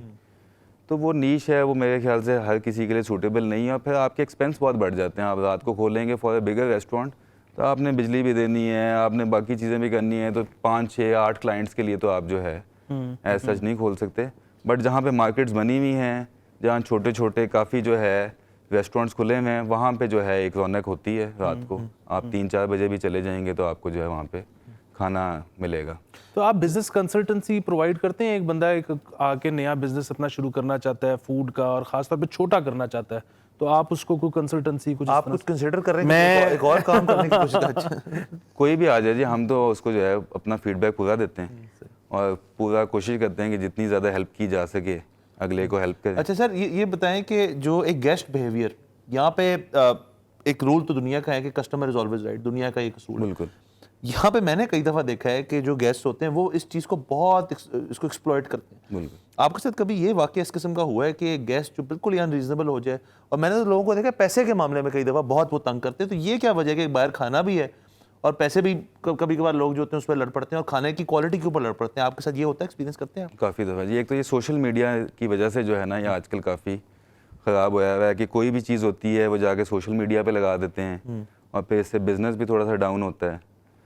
और अक्सर गेस्ट आते हैं, कुछ ना कुछ जो है अपना निकालते हैं, बट आपको फिर उसको जो है डील करना पड़ता है। कुछ दे देते हैं, कुछ कॉम्प्लीमेंट्री दे दिया। आप बेसिकली यहाँ पे गेस्ट को, आप गेस्ट से लड़ तो सकते नहीं है, तो यू हैव टू से ठीक है जी, जो भी है उसको जो है। आपने स्विट्ज़रलैंड में भी काम किया है, अमेरिका में भी काम किया है, पाकिस्तान में भी काम किया है, शायद कोई एक और 2 मुल्कों में भी काम किया होगा या पढ़े होंगे जाके। अच्छे टिपर कौन है? अमेरिकन। अमेरिकन। वो तो कल्चर है ना पूरा वहाँ पे, वहाँ टिप ना दे तो नाराज हो जाते। अली क्वेश्चन नहीं, बात बड़ी अच्छी है वहाँ पे। अमेरिकन जो है, एक तो वहाँ पे जो है ना, उनका एक रूल है कि सर्विस चार्ज तो आपको ऑटोमेटिकली लग ही जाना, ठीक है ना। 16-17% तो वो सर्विस चार्ज लगा देते हैं और वैसे भी जो है अच्छा टिप करते हैं जो है। और पाकिस्तान? पाकिस्तान में इतना जो है टिप का रिवाज नहीं है, कुछ अच्छे लोग हैं जो करते हैं। जो आपके जो स्टाफ है वो ज़्यादातर अपनी सैलरी पे रिलाई कर रहा होता है, वो टिप्स पे रिलाई नहीं करता? नहीं, आई थिंक बोथ। जहाँ पे जो है टिप्स अच्छी होती है वहाँ पे आपका स्टाफ ज़्यादा टिकता भी है, चलता है आपके साथ। अच्छा सर, ये बताइएगा कि जो हाइजीन ज़ाहिर है फूड के अंदर नहीं होगी तो किस चीज़ के अंदर होगी या होनी चाहिए?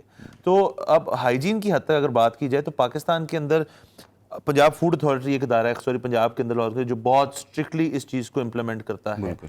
इस सब के बावजूद आपके ख्याल में हाइजीन कॉन्शियस हमारे, आप तो डेफिनेटली होंगे, आपका बिजनेस मतलब इस तरह का है कि आप तो कच्ची मच्छी बेसिकली है, तो उसको अगर आप हाइजीन नहीं करेंगे तो लोग बीमार होने शुरू हो जाएंगे और बड़ी जल्दी पता चल जाएगा। लेकिन जो रेस्टोरेंट्स हैं जो सेकंड हैंड तेल खरीद के जो फ्राइज बनाते हैं, इनके ऊपर पंजाब फूड अथॉरिटी का क्रैकडाउन आपके ख्याल में कोई कामयाबी हुई है? कोई हाइजीन स्टैंडर्ड बेहतर हुए हैं? थोड़े बहुत तो हुए हैं जी, अपनी तरफ से तो वो कोशिश कर रहे हैं, बट ये है कि पंजाब फूड अथॉरिटी वाले रेस्टोरेंट्स में से जो है एम्प्लॉइज़ को भी बुलाते हैं, उनको भी क्लासेस देते हैं और अपनी तरफ से कोशिश कर रहे हैं, बट इसमें काफ़ी जो है अभी ज़रूरत पड़ेगी कि इसको और जो है सख्ती से किया जाए और इन पे क्रैकडाउन और किया जाए। असल में बात वही है ना, वसाबी में सबसे हिट आइटम आपका कौन सा है? सॉरी आपको कट किया मैंने। बहुत ज़्यादा आप आएंगे आपको। नहीं, मैं आती रहती हूँ, मैं अक्सर आती रहती हूँ क्योंकि मेरे घर everybody is crazy about Japanese food except for me. I don't know, I don't get along with Japanese food at all. तो वो बहुत शौक से वो गरीब चीजें खा रहे होते हैं और वो वसाबी प्रॉन्स खा रहे होते हैं। वसाबी प्रॉन्स इतनी कुछ गरीब चीज़ नहीं है, वो तो मुझे पता नहीं क्यों, मतलब आई डोंट माइंड, मैं पास बैठ के बड़े गौर से। सुशी जो है वो तो पूरा अमल, मैं सिर्फ देखती हूँ कि ये इंसान कोई बहुत बड़ा कारनामा कर रहा है इस वक्त सुशी खा के। तो वो वैसे व्हाट इज वन थिंग जो बहुत वहाँ पे शौकीन? देखिए, डिपेंड्स के जो सुशी वाले, हाँ जी, जो सुशी खाने के लिए आते हैं तो वो तो खाली सुशी ही खाते हैं। कुछ ऐसे गेस्ट हैं जिन्होंने जापानीज़ खाना होता है but they can not have sushi, पे वो कुक्ड की तरफ चले जाते हैं। वहाँ पे हमारी लाइव तपनियाकी टेबल है, उस पर बैठते हैं, उस पर आपको जो है लाइव शेफ़ कुक करके देता है। तो इस तरह की डिफरेंट चीज़ें, कुछ एपेटाइजर्स हैं। आज मेरी वो मिस्ट्री सॉल्व कर दें मेरे लिए कि सुशी और माकी में क्या फ़र्क होता है? क्रंची माकी। माकी है जी, एक रोल होता है जिसकी जो है सीवीड जो है आपको बाहर से नज़र आती है ब्लैक, और राइस जो है अंदर वाली साइड पे लगा होता है। उसमें आप डिफरेंट फिलिंग कर देते हैं। सैमन है तो सैमन माकी बना दें, टूना है टूना डाल दें। तो अब हमने तो काफ़ी इनोवेशन किया, हमने अपने सिग्नेचर रोल्स निकाले हैं। उसमें थोड़ा सा जो है क्रंची माकी भी जो है उसमें प्रॉन डला होता है। सही। तो अच्छा, ये भी एक राज जरा बता दें कि ये वसाबी की इतनी पावरफुल होने की क्या वजह है? जो ये सॉस होती है वसाबी सॉस, उसके अंदर बारूद डालते हैं। मेरे साथ पौधा होता है बेसिकली। मैं कभी भूलूंगी नहीं, मेरे साथ ये एक्सपीरियंस जो हुआ था फुजियामा में फर्स्ट टाइम, जब मेरे सामने वसाबी सॉस, वो ना बड़ी डेकोरेट उन्होंने की हुई थी, तो मैं समझी कि कोई चीज़ है वैसे ही। कोई मैं बात करते करते मैंने पूरी वो डम्पलिंग सी बनी थी उठा के मैंने मुंह में डाल दी। वो तो मर सकता है। और उसके बाद उसने मैं तकरीबन फौत हो चुकी थी उसके बाद। तो वो मैंने मेरा ख्याल है कोई 1.5 घंटा मुंह में लस्सी रखी कि जरा कुछ थोड़ा सा। क्या उसका राज क्या है? ये एक हॉर्स रेडिश से बनती है, हॉर्स रेडिश, और एक प्लांट है, काफ़ी स्ट्रॉन्ग होता है। जापानीज तो यूज़ करते हैं इसको सुशी वगैरह के साथ। हम इसको यूज़ करते हैं कभी किसी को तंग करना हो, कभी कोई आ जाए। जैसे मैंने डिफेंस में रेस्टोरेंट खोला था, अक्सर पुलिस वाले आ जाते थे, जी अच्छा जी खाना खाना खिलाएं, तो उनको हम पे अपनी वसाबी जो है खिला दें, उसके बाद वो वापस कभी नहीं आते थे। बहुत आला। ऐसा कभी नहीं। इसके अलावा वो जो आपने जिस तरह जिक्र किया था ना, अहमद राफी आलम भी कह रहे थे कि जी हमारे यहाँ पे जो हुकूमत का जो एनवायरनमेंट का जो सेटअप है उसमें टोटल 300 एम्प्लॉई है शायद, तो वो किस तरह से केटर करेगा। इसी तरह मेरा ख्याल है कि जो इन्होंने रेस्टोरेंट को मैनेज करने के लिए भी जो इदारे बनाए हैं उनमें शायद हमारी नफरी पूरी नहीं है। हम कितना कुछ जितना वो छापे मार सकते हैं वो जितना काम कर सकते हैं कर रहे हैं। बिल्कुल। मुझे मोहित थैंक यू सो मच, आपने इख्तिलाफ हुआ था उसके टाइम साथ। दिया। हमने बड़ी देर से हम कोशिश करते हैं कि रेस्टोरेंट्स के ऊपर किसी की गुफ्तगू। Thank you so much. No problem. आज Thank हमें you जाना है very ब्रेक के ऊपर। See after break.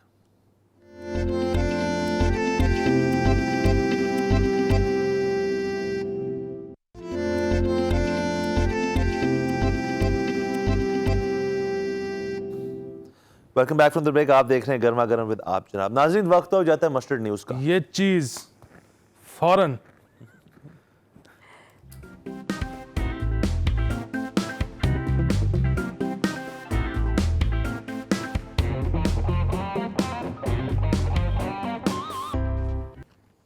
पहली खबर आपके पास। पहली खबर मेरे पास है जी, ये बड़ी ही खूबसूरत रिवायत डाल गई है क्या?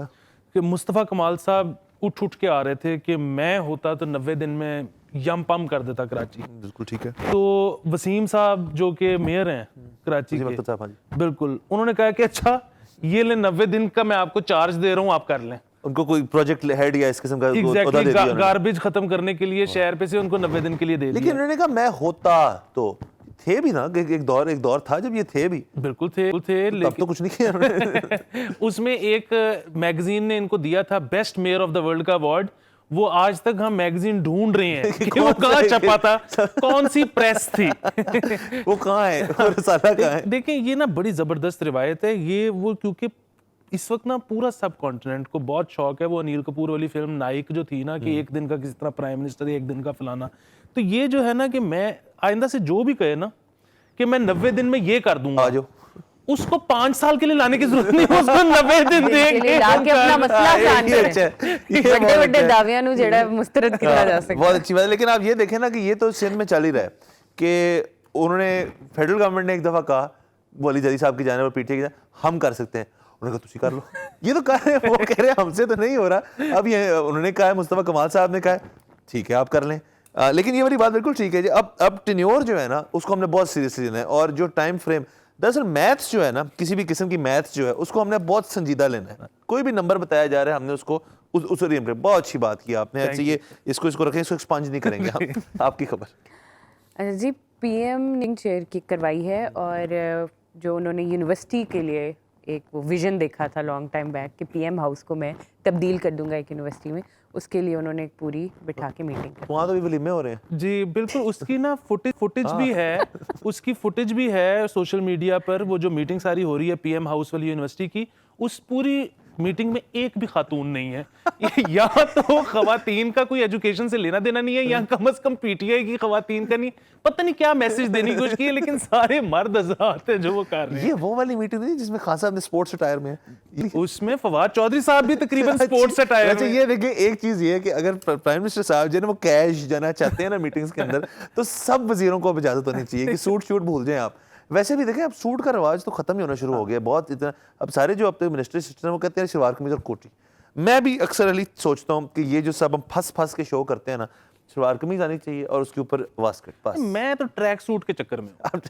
आप तकरीबन ट्रैक सूट नहीं होते हैं आपको, और क्या होता है आप ऐसी आपने बताया था आपको कोई फुट फीट का इशू है। बिल्कुल, आपको बिल्कुल। क्या बता देना, प्लांटर फुट है। ये चेक करिए जी कि असल में वाकई में इनको कुछ काफी चीज़ें- सारे इशू हैं, नहीं, सिर्फ इशू नहीं है। इसलिए तो इश्यूज नहीं होंगे तो बात नफसियाती क्या इशू करें? सबसे ज्यादा। प्लांटर फुट और फीट फेटिश है। अच्छा अगर ऐसे इश्यूज नहीं होंगे तो हमारा क्या होगा? जब इश्यूज खत्म हो जाएंगे हम घर चले जाएंगे। वापस आते हैं पीएम साहब की यूनिवर्सिटी के ऊपर। बहुत अच्छी बात है कि यूनिवर्सिटी बनने को जा रही। ये भी एक प्राइम मिनिस्टर बनते साथ ही उन्होंने कुछ चीज़ों जो की थी उनमें से एक ये था कि मैं यूनिवर्सिटी बनाऊंगा। उसके बाद उन्होंने कहा था मैं गाड़ियां बेच दूंगा, वो बिकी नहीं। उसके बाद जो वहाँ पैसे थी वो शायद फिर वापस कुकड़ियां बांटनी थी। लेकिन ये यूनिवर्सिटी वाला बहुत मजेदार था क्योंकि हम ये तो बनी बनाई चीज़ है ना जो तैयार शुदा है। और फिर वो अजीब सी बात थी कि वहाँ पे जाके लोगों ने मजाक उड़ाया, पीएम हाउस का एक बड़े मशहूर एंकर है वो जाके टब में लेट गए वहाँ पे। तो ये हरकतें करने के बाद यूनिवर्सिटी के लिए तो बड़ा आपको एक मोतबर किस्म का माहौल चाहिए होता है। नहीं लेकिन ठीक है ना, देखिए पंजाब यूनिवर्सिटी जो है उसके अंदर भी शादियां होती हैं। नहीं अच्छा हाँ केटरिंग बकायदा, उधर तो उन्होंने पक्के तंबू लगा दिए ना, वो रेंट पे ही देते हैं। तो अगर पीएम हाउस में भी शादियां होती हैं तो ये एक चीज हो गई पंजाब यूनिवर्सिटी और पीएम हाउस में कॉमन। तो इसका मतलब पंजाब, इसका मतलब पीएम हाउस जो है वो यूनिवर्सिटी बन सकती है। वहाँ पे शादियां अगर हो रही हैं तो और भी हों। एक अदद हमें कार्ड को नजर आया था किसी के जहाँ पे शादी हुई थी। तो मेरे तो ख्याल में ये इतनी अच्छी चीज़ है कि हर लिहाज से, जहाँ से देखिए ऑस्टेरिटी का दौर है, रेवेन्यू स्ट्रीम्स बढ़ानी है हमने, जहाँ से पैसे आपको मिल रहे हैं। मैं तो कहता हूँ अगर वहाँ पे कमरे भी है ना कुछ स्पेयर इस वक्त जो नहीं यूज़ है, उनको रेंट पे देना शुरू कर दें और उनका चार्ज करें। जैसे यहाँ पे एक बड़ा मशहूर होटल है जहाँ पे वो कह दी कायदे आजम साहब का एक कमरा है और उसके एक्स्ट्रा लोग पैसे देते हैं वहाँ जाके देखने के लिए, रहने के लिए, कुछ भी। इमरान खान साहब का कमरा है या वो खुद नहीं रहते तो कोई भी चला जाए। कहाँ किधर जा रहे हो भाई, मैं सिर्फ पीएम का कमरा चेक करने जा रहा हूं। वैसे पता है वो इतना कमरा लग्जूरियस नहीं होगा, मैं लेना चाहता हूँ वो वाला कमरा जिसमें एमबीएस ठहरे। अच्छा हाँ, नहीं वो बहुत जबरदस्त होगा। लेकिन वो सारा सामान खुद लेकर आए थे, वो साथ वापस ले गए होंगे ना सारा सामान अपना? नहीं वो वापस नहीं कर लेके जाते, वो बस वहाँ रख देते हैं। अच्छा चलें जी, यूनिवर्सिटी अल्लाह करे बन जाए। अली की एक बात है, इंक्लूजन की बात जो होनी चाहिए, वहाँ पे ख़वातीन नहीं थी, उनका कुछ नाका था तो ज़रा होनी चाहिए। और एजुकेशन की अगर बात हो रही है, आगे बढ़ते हैं। मेरे पास खबर है फौरन। खबर ये कि जो ऑरेंज लाइन है, एक तो आपको पता ना उसकी डेट भी मजीद आगे जा चुकी है, दिसंबर की को बातें चल रही हैं। वहाँ 31 दिसंबर 2021 2021 तक बात चलेगी। तो वही आपने बिल्कुल ठीक कहा था कि ये एंड तक हो जाएगी। वहाँ से एक और खबर मिली है, ये तो डिस्कस करते ही हैं कि नहीं सॉरी, जो 31 दिसंबर 2021 का मैं कह रहा हूँ बीआरटी का। हाँ सर। ये तो खैर हाँ कर रहे हैं बीआरटी, उन्होंने मजीद तोसी मांग ली। बीआरटी क्या है? वो पेशावर, वो ठीक है, उसको आप मैंने वो कहना जिक्र ना किया करें, यहाँ पे आप भी शरारत करते हैं, उसका जिक्र ना किया करें। 4500 किलो सरिया चोरी हो गया जी ऑरेंज लाइन का। अब तो बिल्कुल भी नहीं बनेगी। 4500 की यार, मुझे सिर्फ आप बताएं, बड़ा वॉल्यूम होता है 4500 के, यानी कि 4.5 टन जो आपने सरिया है वहां से चोरी हो गई। कैसे? हाँ वो अब 3 मुलजिम गिरफ्तार भी हुए हैं, लेकिन वही बात है, इतनी बड़ी चीज को मूव करना बड़ा काम है। वैसे इससे मुझे एक और चीज याद आ गई कि है बड़ा साथी सा एक्सपीरियंस, लेकिन मेरे मामू के घर का जो वो गिराज है उसके अंदर एक मैन होल है जो कि एक कोई मेरे ख्याल में पॉडरी ले जाता था हर थोड़े दिन को 5-6 चेंज करवाने के बाद मामू ने कहा यार ये मेरे से ना रोज ये काम नहीं होता। उन्होंने उस पे सरिया डलवा के ऊपर सीमेंट करवा दिया। वो शहजादा सरिया काट के ले गया एक रात। तो हाँ कमाल है, यानी कि वो इतना पोट्री नहीं था, जोड़ा पोट्री था। अच्छा उसके साथ साथ वही बात बताएं, क्योंकि ये तो ज़हन मेरा नहीं मानता कि ये सरिया जो था ये लगने जा रहा था, वहां तो काम ही नहीं हो रहा। तो ये आपके ख्याल में शुरू में उन्होंने निकाल लिया होगा? क्या कहते हैं जब पेट्रोल पंप के ऊपर जो लोग पेट्रोल पंप वाला काम करते हैं, जो खांचा मारते हैं, वो नहीं होता जो लोग देख रहे थे पेट्रोल डाल रहे थे, वो हाथ उसका चल रहा है तो ये यार ये कम डाल रहे, उससे कोई ताल्लुक नहीं होता। वो एक बंदा मुझे कहता है यार कि हम टैंकर से ही जो है ना साफ कर लेते हैं सारा कुछ वहीं से काम हम बना लेते हैं। तो मेरे ख्याल में ये सरिया जो था ये इस्तेमाल होना था, और जाने जब वहां जा रहा था उन्होंने कहा जरूरत ही नहीं है, हम ले लेते हैं। बिल्कुल। और ये 3 मुलजिम जिन्होंने गिरफ्तार किए हैं, इनको सजा देने से पहले खिराज तहसीन पेश करना चाहिए कि यार तुम 4500 किलो ले किस तरह गए थे। वाह। लेकिन अली जरा वापस आते हैं, आपने जब आपने जिक्र कर दिया बीआरटी का, पेशावर बीआरटी का, तो मैं जरा उस पर आना चाहता हूँ। 2021 के दिसंबर में ये पेशावर को नसीब होगी ये बीआरटी। नहीं अभी तो उन्होंने तोसी मांगी है, नसीब बदरी का होगी। चलें, 2 चीजें जी जो हम अपने शो के ऊपर अगर ना भी हो अपडेट तो हम अपडेट कहीं से निकाल के लाएंगे, वो ऑरेंज लाइन है और बीआरटी है, क्योंकि ये 2 चीजें मंसूबे ऐसे हैं जिनको ऊपर मैं सफर करना चाहता हूँ, और मैं चाहता हूँ कि हम सब जाएं। ऑरेंज लाइन के ऊपर तो डेफिनेटली करना पड़ेगा, सफर तो हम कर ही रहे हैं, मैं उन पर सफर करना चाहता हूँ। तो देखते हैं उसके बाद भी आपने सफर ही करना है वैसे। नहीं ये बात है कि क्वालिटी बहुत अच्छी सुनी, सब चाइनीज क्वालिटी जबरदस्त की, ऑरेंज लाइन और सब लाइंस बहुत अच्छी। नाज़रीन हमें जाना है ब्रेक के ऊपर, see you after the break.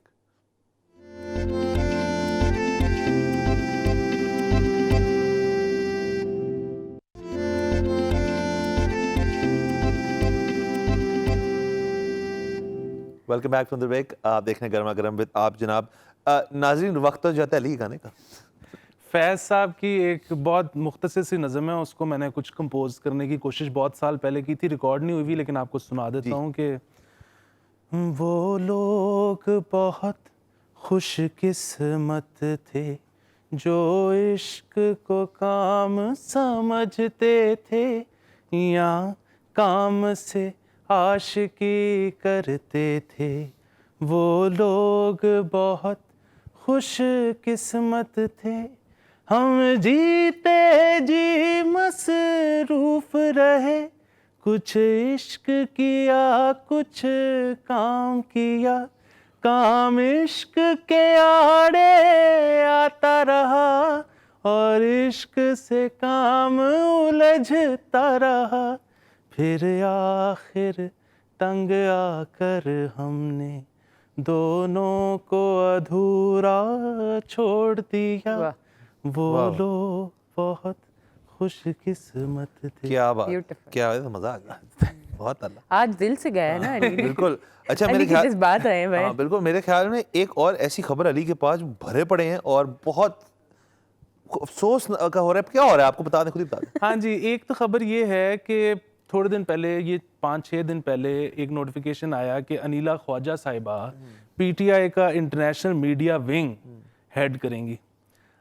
एक दिन बाद उनको वहां से उतार लिया गया। अच्छा चलिए, ये तो होता रहता है, पीटीआई करती रहती है, कोई ऐसे मसले वाली बात नहीं है।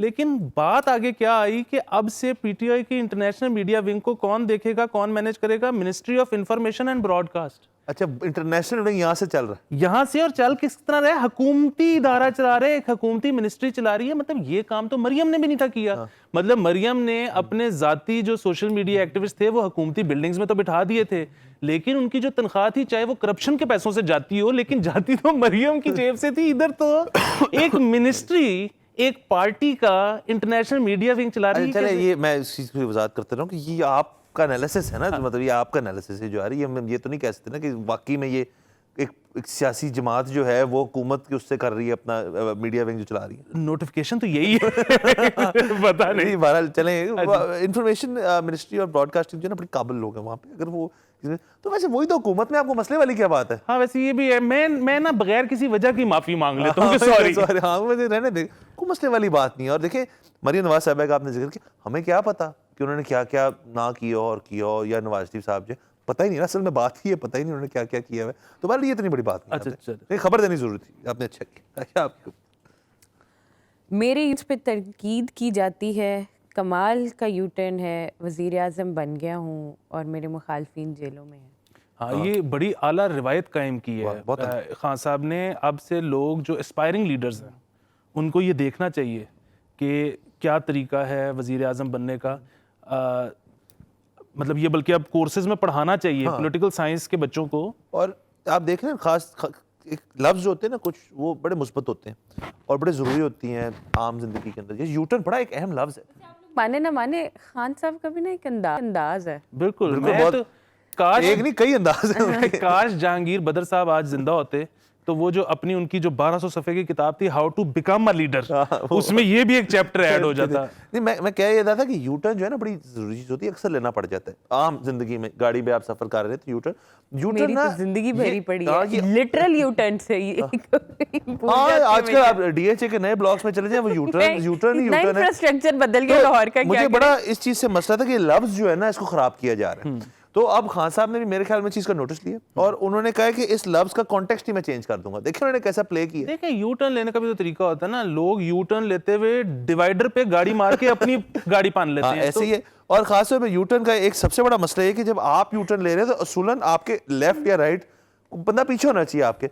बाइक वाले जो है ना वो अंदर वाली लाइन से आपके आते हैं, अक्सर आपको ना करके चले जाते हैं। अभी आपके साथ भी इस तरह का हादसा पेश आया था, वो हो गया मामला ठीक आपका? वो बस अब इंश्योरेंस वाले को कहा है। चले शुक्र है आप इंश्योर्ड है। आप नहीं, यानी कि आपकी जो गाड़ी है वो इंश्योर्ड है। अच्छा मेरे पास खबर है क्रिकेट की दुनिया से जी, खबर हमारे पास है। दो खबरें पहले एक कर लेते हैं कि एजाज आप जो हैं बड़े मशहूर क्रिकेटर हैं, जबरदस्त आपके नाम भाई वो बल्ला रखते थे टांगों के दरमियान में जिस तरह लकड़ी काटने लगे। वो अंडर 19 के कोच बन गए, जो कि हम सुन रहे थे सुकैन मुश्ताक को बनाएंगे। हाँ। तो ये आपके ख्याल में अच्छी खबर है? मुझे वैसे उनकी बैटिंग बड़ी पसंद थी। हाँ, वो शुरू में उनकी बैटिंग मुझे नहीं पसंद थी। एंड के दिनों में जब वो जारहाना क्रिकेट खेलना शुरू हो गए थे, फिर जाहिर है मुझे तो हर जारहाना इंसान पसंद होता है। तो दूसरी चीज़ ये कि आई होप कि इनके ऊपर वो जो वो हाँ जी। चेक बाउंस होने वाले केस थे वो खत्म हो चुके हैं। मेरे ख्याल में उसी के लिए ये सब कुछ किया जाए। मेरे ख्याल में ये वजह ही उसकी है कि वो आइंदा ना हो, मेरा ये ख्याल है। बाकी ठीक है, अंडर 19 को निगलेक्ट किया जाता है बहुत ज़्यादा। अगर आप और मुल्कों को देख लें तो वहाँ पे अंडर 19 को बड़ा वो देखते हैं कि वहाँ से आपका टैलेंट आना है। तो इजाज़ अहमद जैसा बंदा जो है वहाँ बैटिंग को जनरली कोच की तौर पे जा रहा है, तो बड़ी अच्छी बात है। मेरे ख्याल में और अच्छे अच्छे प्लेयर्स जो हैं वहाँ से आना शुरू हो जाएंगे, बड़ी अच्छी बात है। आपकी खबर? इंडिया जो है एक तरफ हम पे वार करता है, दूसरी तरफ हमारे गाने चुरा रहा है और कॉपीराइट भी नहीं देता और उसके कोई पैसे भी नहीं, रॉयल्टी भी नहीं देता।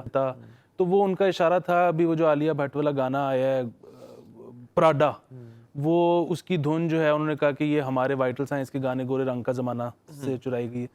मेरा ये ख्याल है कि हमें जो है ना बिल्कुल फोकस करना चाहिए कश्मीर को लेके, और अगर इसके अलावा इंडियन कोई भी एट्रोसिटीज़ कर रहा है तो उस पर बिल्कुल हमें फोकस करना चाहिए। इन चीज़ों पे नहीं जाना चाहिए। उसकी एक तो ये कि imitation is the best form of flattery. तो अगर कोई आपकी चीज़ चुरा रहा है तो इसका मतलब है कि वो इंस्पायर हो रहा है, नंबर एक। नंबर दो ये कि या तो फिर इसके पीछे पूरी तहकीक हो ना, क्योंकि ये गाना वाइटल साइंस का अपना भी नहीं है। ये तो एक फोक मेलोडी है जिसका था काले रंग दा परांदा। ये वो सुरिंदर कौर वगैरह से लेके नूर जहां से लेके शाजिया मंजूर से सुनाई दें अगर आपको काले रंग। वो इस तरह का था कि काले रंग दा परांदा मेरे सजना ने लियांदा, चुम चुम मैं रखा एनू मैं पबा पर नचदी रवा। इस तरह का वो था, एक बहुत ज्यादा दफा गाया गया है, बल्कि शायद रीमा ने इस पे डांस भी किया हुआ है एक किसी फिल्मी गाने में। तो वो जो है ना, ये इस चक्कर में नहीं पड़ना चाहिए। वो खास तौर पे और वो लोगों को ट्वीटें कि जी वो आपने हमारे खिलाफ फलाना गाना बना दिए या फलानी फिल्म बना दी है, फिर वो आगे से रिप्लाई करेंगे कि जी वो आपकी पिछली 5 फिल्में भी ऐसी थी हमारे खिलाफ। इन चक्करों में नहीं पड़ना चाहिए। और फिर खास तौर पे अगर वाइटल साइंस का जिक्र हो ना, मैं एक बात करता हूँ कि आपको गाना भूल गया था, रीमा का डांस आपको याद है? वैसे आप पर बस खत्म है आप। देखें ये जो रीमा का कमाल है ना, ये बरसगीर पाको हिंद में मेरे ख्याल में और कोई नहीं कर सका। इतनी हील पहन के अगली ने डांस किया। अब आगे बात अच्छा चलें, और फील में चलेंगे। दूसरी चीज ये कि वाइटल साइंस की अगर क्योंकि बात हो रही है ना, वाइटल साइंस का कमाल ये है कि मेरी तरह मैं खुद अच्छी धुन जो है ना, मैं उसको हमेशा अपना समझ के इस्तेमाल करता हूँ, चाहे वो किसी और ने बनाई हो, चाहे उसकी आपने कॉपीराइट भी ना अदा की हो, बस आपकी अपनी हो, वो बिल्कुल अच्छी धुन आपकी होती है। तो इसी तरह वाइटल साइंस का भी हमेशा से वही सीन था। उनकी जो पहली एल्बम है वो, उसमें मेरा नहीं ख्याल कोई भी ट्यून है सिवाय दिल दिल पाकिस्तान के, अल्लाह करे मतलब समझाना जो है वो UB40 का रेड रेड वाइन है, ये शाम पिंक फ्लॉयड का टर्मिनल फ्रॉस्ट है, तुम दूर थे फ्लीटवुड मैक सारा है, अजनबी foreigner girl on the moon है, नाराज fiction factory feels like heaven है, एतबार फिल कॉलिंस का ग्रूवी काइंड ऑफ लव है, ये गोरी जो है ये काले रंग का अपराध है। तो बेसिकली वाइटल साइंस और प्रीतम दा में फर्क ये, प्रीतम दा मान जाते हैं कि हाँ मैं वाइटल साइंस ने कभी नहीं माना। लेकिन ये इंस्पिरेशंस है ना, UB40, Fleetwood Mac, pink Floyd, ये बड़े बड़े बैंड है। हाँ, बीच में कुछ नोट टू नोट छापे भी हैं। मुझसे आपसे ये उम्मीद नहीं थी। आप अक्सर सियासतदानों के पीछे पड़े रहते हैं और वाइटल साइंस साहब मैं होने नहीं दूंगा। ये प्लीज आप माजरत करें थोड़ी सी। मैं माजरत दोबारा आप प्लीज, ये गलत बात है, ऐसे नहीं करना चाहिए था आपको। और महविश हयात की हद तक दोबारा आपने महविश हयात की हद तक बात अगर की जाए तो मुझे सिर्फ बात बताएं कि आपने कश्मीर इंडस्ट्री के लोग भी जो हैं, आपने एक दफा कहा था कि ये क्यों इतना पॉलिटिकली वो ऑन हो गए, शान और वो क्या इसके पीछे क्या कहानी है? बिल्कुल, चाहे वो बॉर्डर पार के हों या हमारी तरफ के हों, आर्टिस्ट का काम है लोगों को इकट्ठा करना, प्यार और खास तौर पे ये जो है ना, जैसे गंदापुर साहब ने उस दिन कहा था कि जी मैं LOC पे चला जाऊंगा। जावेद मियादाद साहब ने मेरे ख्याल में क्या कहा उन्होंने कि मैं खुद जाके लड़ूंगा LOC पे। वो विद फैमिली जाएंगे या क्या अकेले जाएंगे? फिर कमाल है, साहब ने कहा कि ये अल्लाह ना करे इस किस्म की कुछ चीज़, ये तो वो करते हैं इंडिया वाले लोग, जी हम चले जाएंगे, ये कर देंगे। छोड़ें, आप ही खबर। सऊदी अरब में एक हजरत ने एक अनोखा ही कारनामा सर अंजाम दिया। कमाल है वैसे वो। Saudi man accidentally buys 2 Airbuses A350s for son's birthday. अच्छा हाँ, वो मेरे वालिद साहब मुझे वो छैया वाले टॉयज भी मेरा ख्याल है दोबारा नहीं लेके वो छोटा फिगर A350 का तो मेरे पास भी है। नहीं, वो हुआ ये कि बच्चे ने कहा मैंने पायलट बनना बड़े होके। तो उसने कहा प्रैक्टिस किस तरह करेगा? जहाज लेके दो जहाज लेके दो। तो वो लेकिन वो गलती से 2 ऑर्डर हो गए। तो ये वैसे तो पूरी दुनिया में इतनी डिमांड होती है। ऑयल एंड पेट्रो इंडस्ट्री से रिलेटेड है काफी, जाहिर है। और तेल भी तो डालना है जहाज के अंदर। नहीं, पूरी दुनिया में बड़ी डिमांड होती है। आपको पता है इसमें वेटिंग लाइन बहुत लंबी होती है। आप आज ऑर्डर करते हो, जहाज बड़े अरसे बाद मिलता हाँ, है। बिल्कुल। तो ये जो एक एक्स्ट्रा आ गया, ये किसी और कोई और ले लेगा ना। देते हैं यार। सऊदी अरब में नैब नहीं है, सऊदी अरब में भी नैब होने चाहिए। असल में हमें चाहिए एक जहाज यार, अगर आपको इनकी नहीं एक चाहिए। तलबी तो नैब में, आपके दादापू ने किस जमाने में ये जहाज जो है इसके पैसे आपको दिए थे। आयशा आप बताएं, आपको क्या कभी इस तरह सबसे जो इलेबोरेट गिफ्ट आपको आज तक मिला हो, अगर जहाज से कंपेयर किए तो क्या होगा? ताने। क्या ताने। और आपको क्या, आप क्योंकि आप खुद एक गिफ्टी टाइप बंदे हैं, तो आप बताएं। कुछ नहीं, जिंदगी में मुझे हाल है कभी कुछ मिला हो। हाँ, ये सिर्फ था कि मेरे वालिद साहब कहते थे कि बच्चे को ना मारना नहीं चाहिए, उसके तैतो शऊर और लाशूर पे बुरा असर पड़ता है, तो इसलिए ना वो मुझे घर से निकाल देते थे। मारा नहीं। आपको यानी कि ताने नहीं पड़ते थे, आपको लात पड़ती थी कि बाहर हो जाओ यहाँ से। मुझे सिर्फ आवाज आती थी कुंडी लगने की। मैं बाहर होता था। अच्छा, वैसे ये आपने जिक्र किया A350 जहाज जो है, हाँ जी। ये A350 जहाज आपको पता है क्यों? आप जाहिर है थोड़ी सी मैं अपनी रिसर्च भी तो झाड़ूंगा ना। A350 क्यों इंपॉर्टेंट है? दुनिया का सबसे बड़ा जहाज जो A380 का आपने जरूर सुना होगा, आपको पता है वो दुनिया में फेल हो रहा है जहाज। बिल्कुल, उसका software update fail. Software update नहीं, उसका मसला ये है उसके अंदर उसको पूरा पैक जब तक ना करे ना तो उससे एयरलाइन पैसे नहीं कमाती। एमिरेट्स के पास सबसे ज्यादा ये जहाज है, जब तक पूरा पैक ना हो, सबसे मतलब सब मुसाफिर बैठे ना। अच्छा। तो ये A350 उसके जवाब में छोटा उन्होंने बनाया कि ये आप ले लें, तो वैसे बड़ा महंगा ना आ जाए। बहरहाल नाज़रीन, टाइम खत्म हो जाता है। कल सुबह आपसे इंशाल्लाह फिर मुलाकात होगी। खुदा हाफिज़।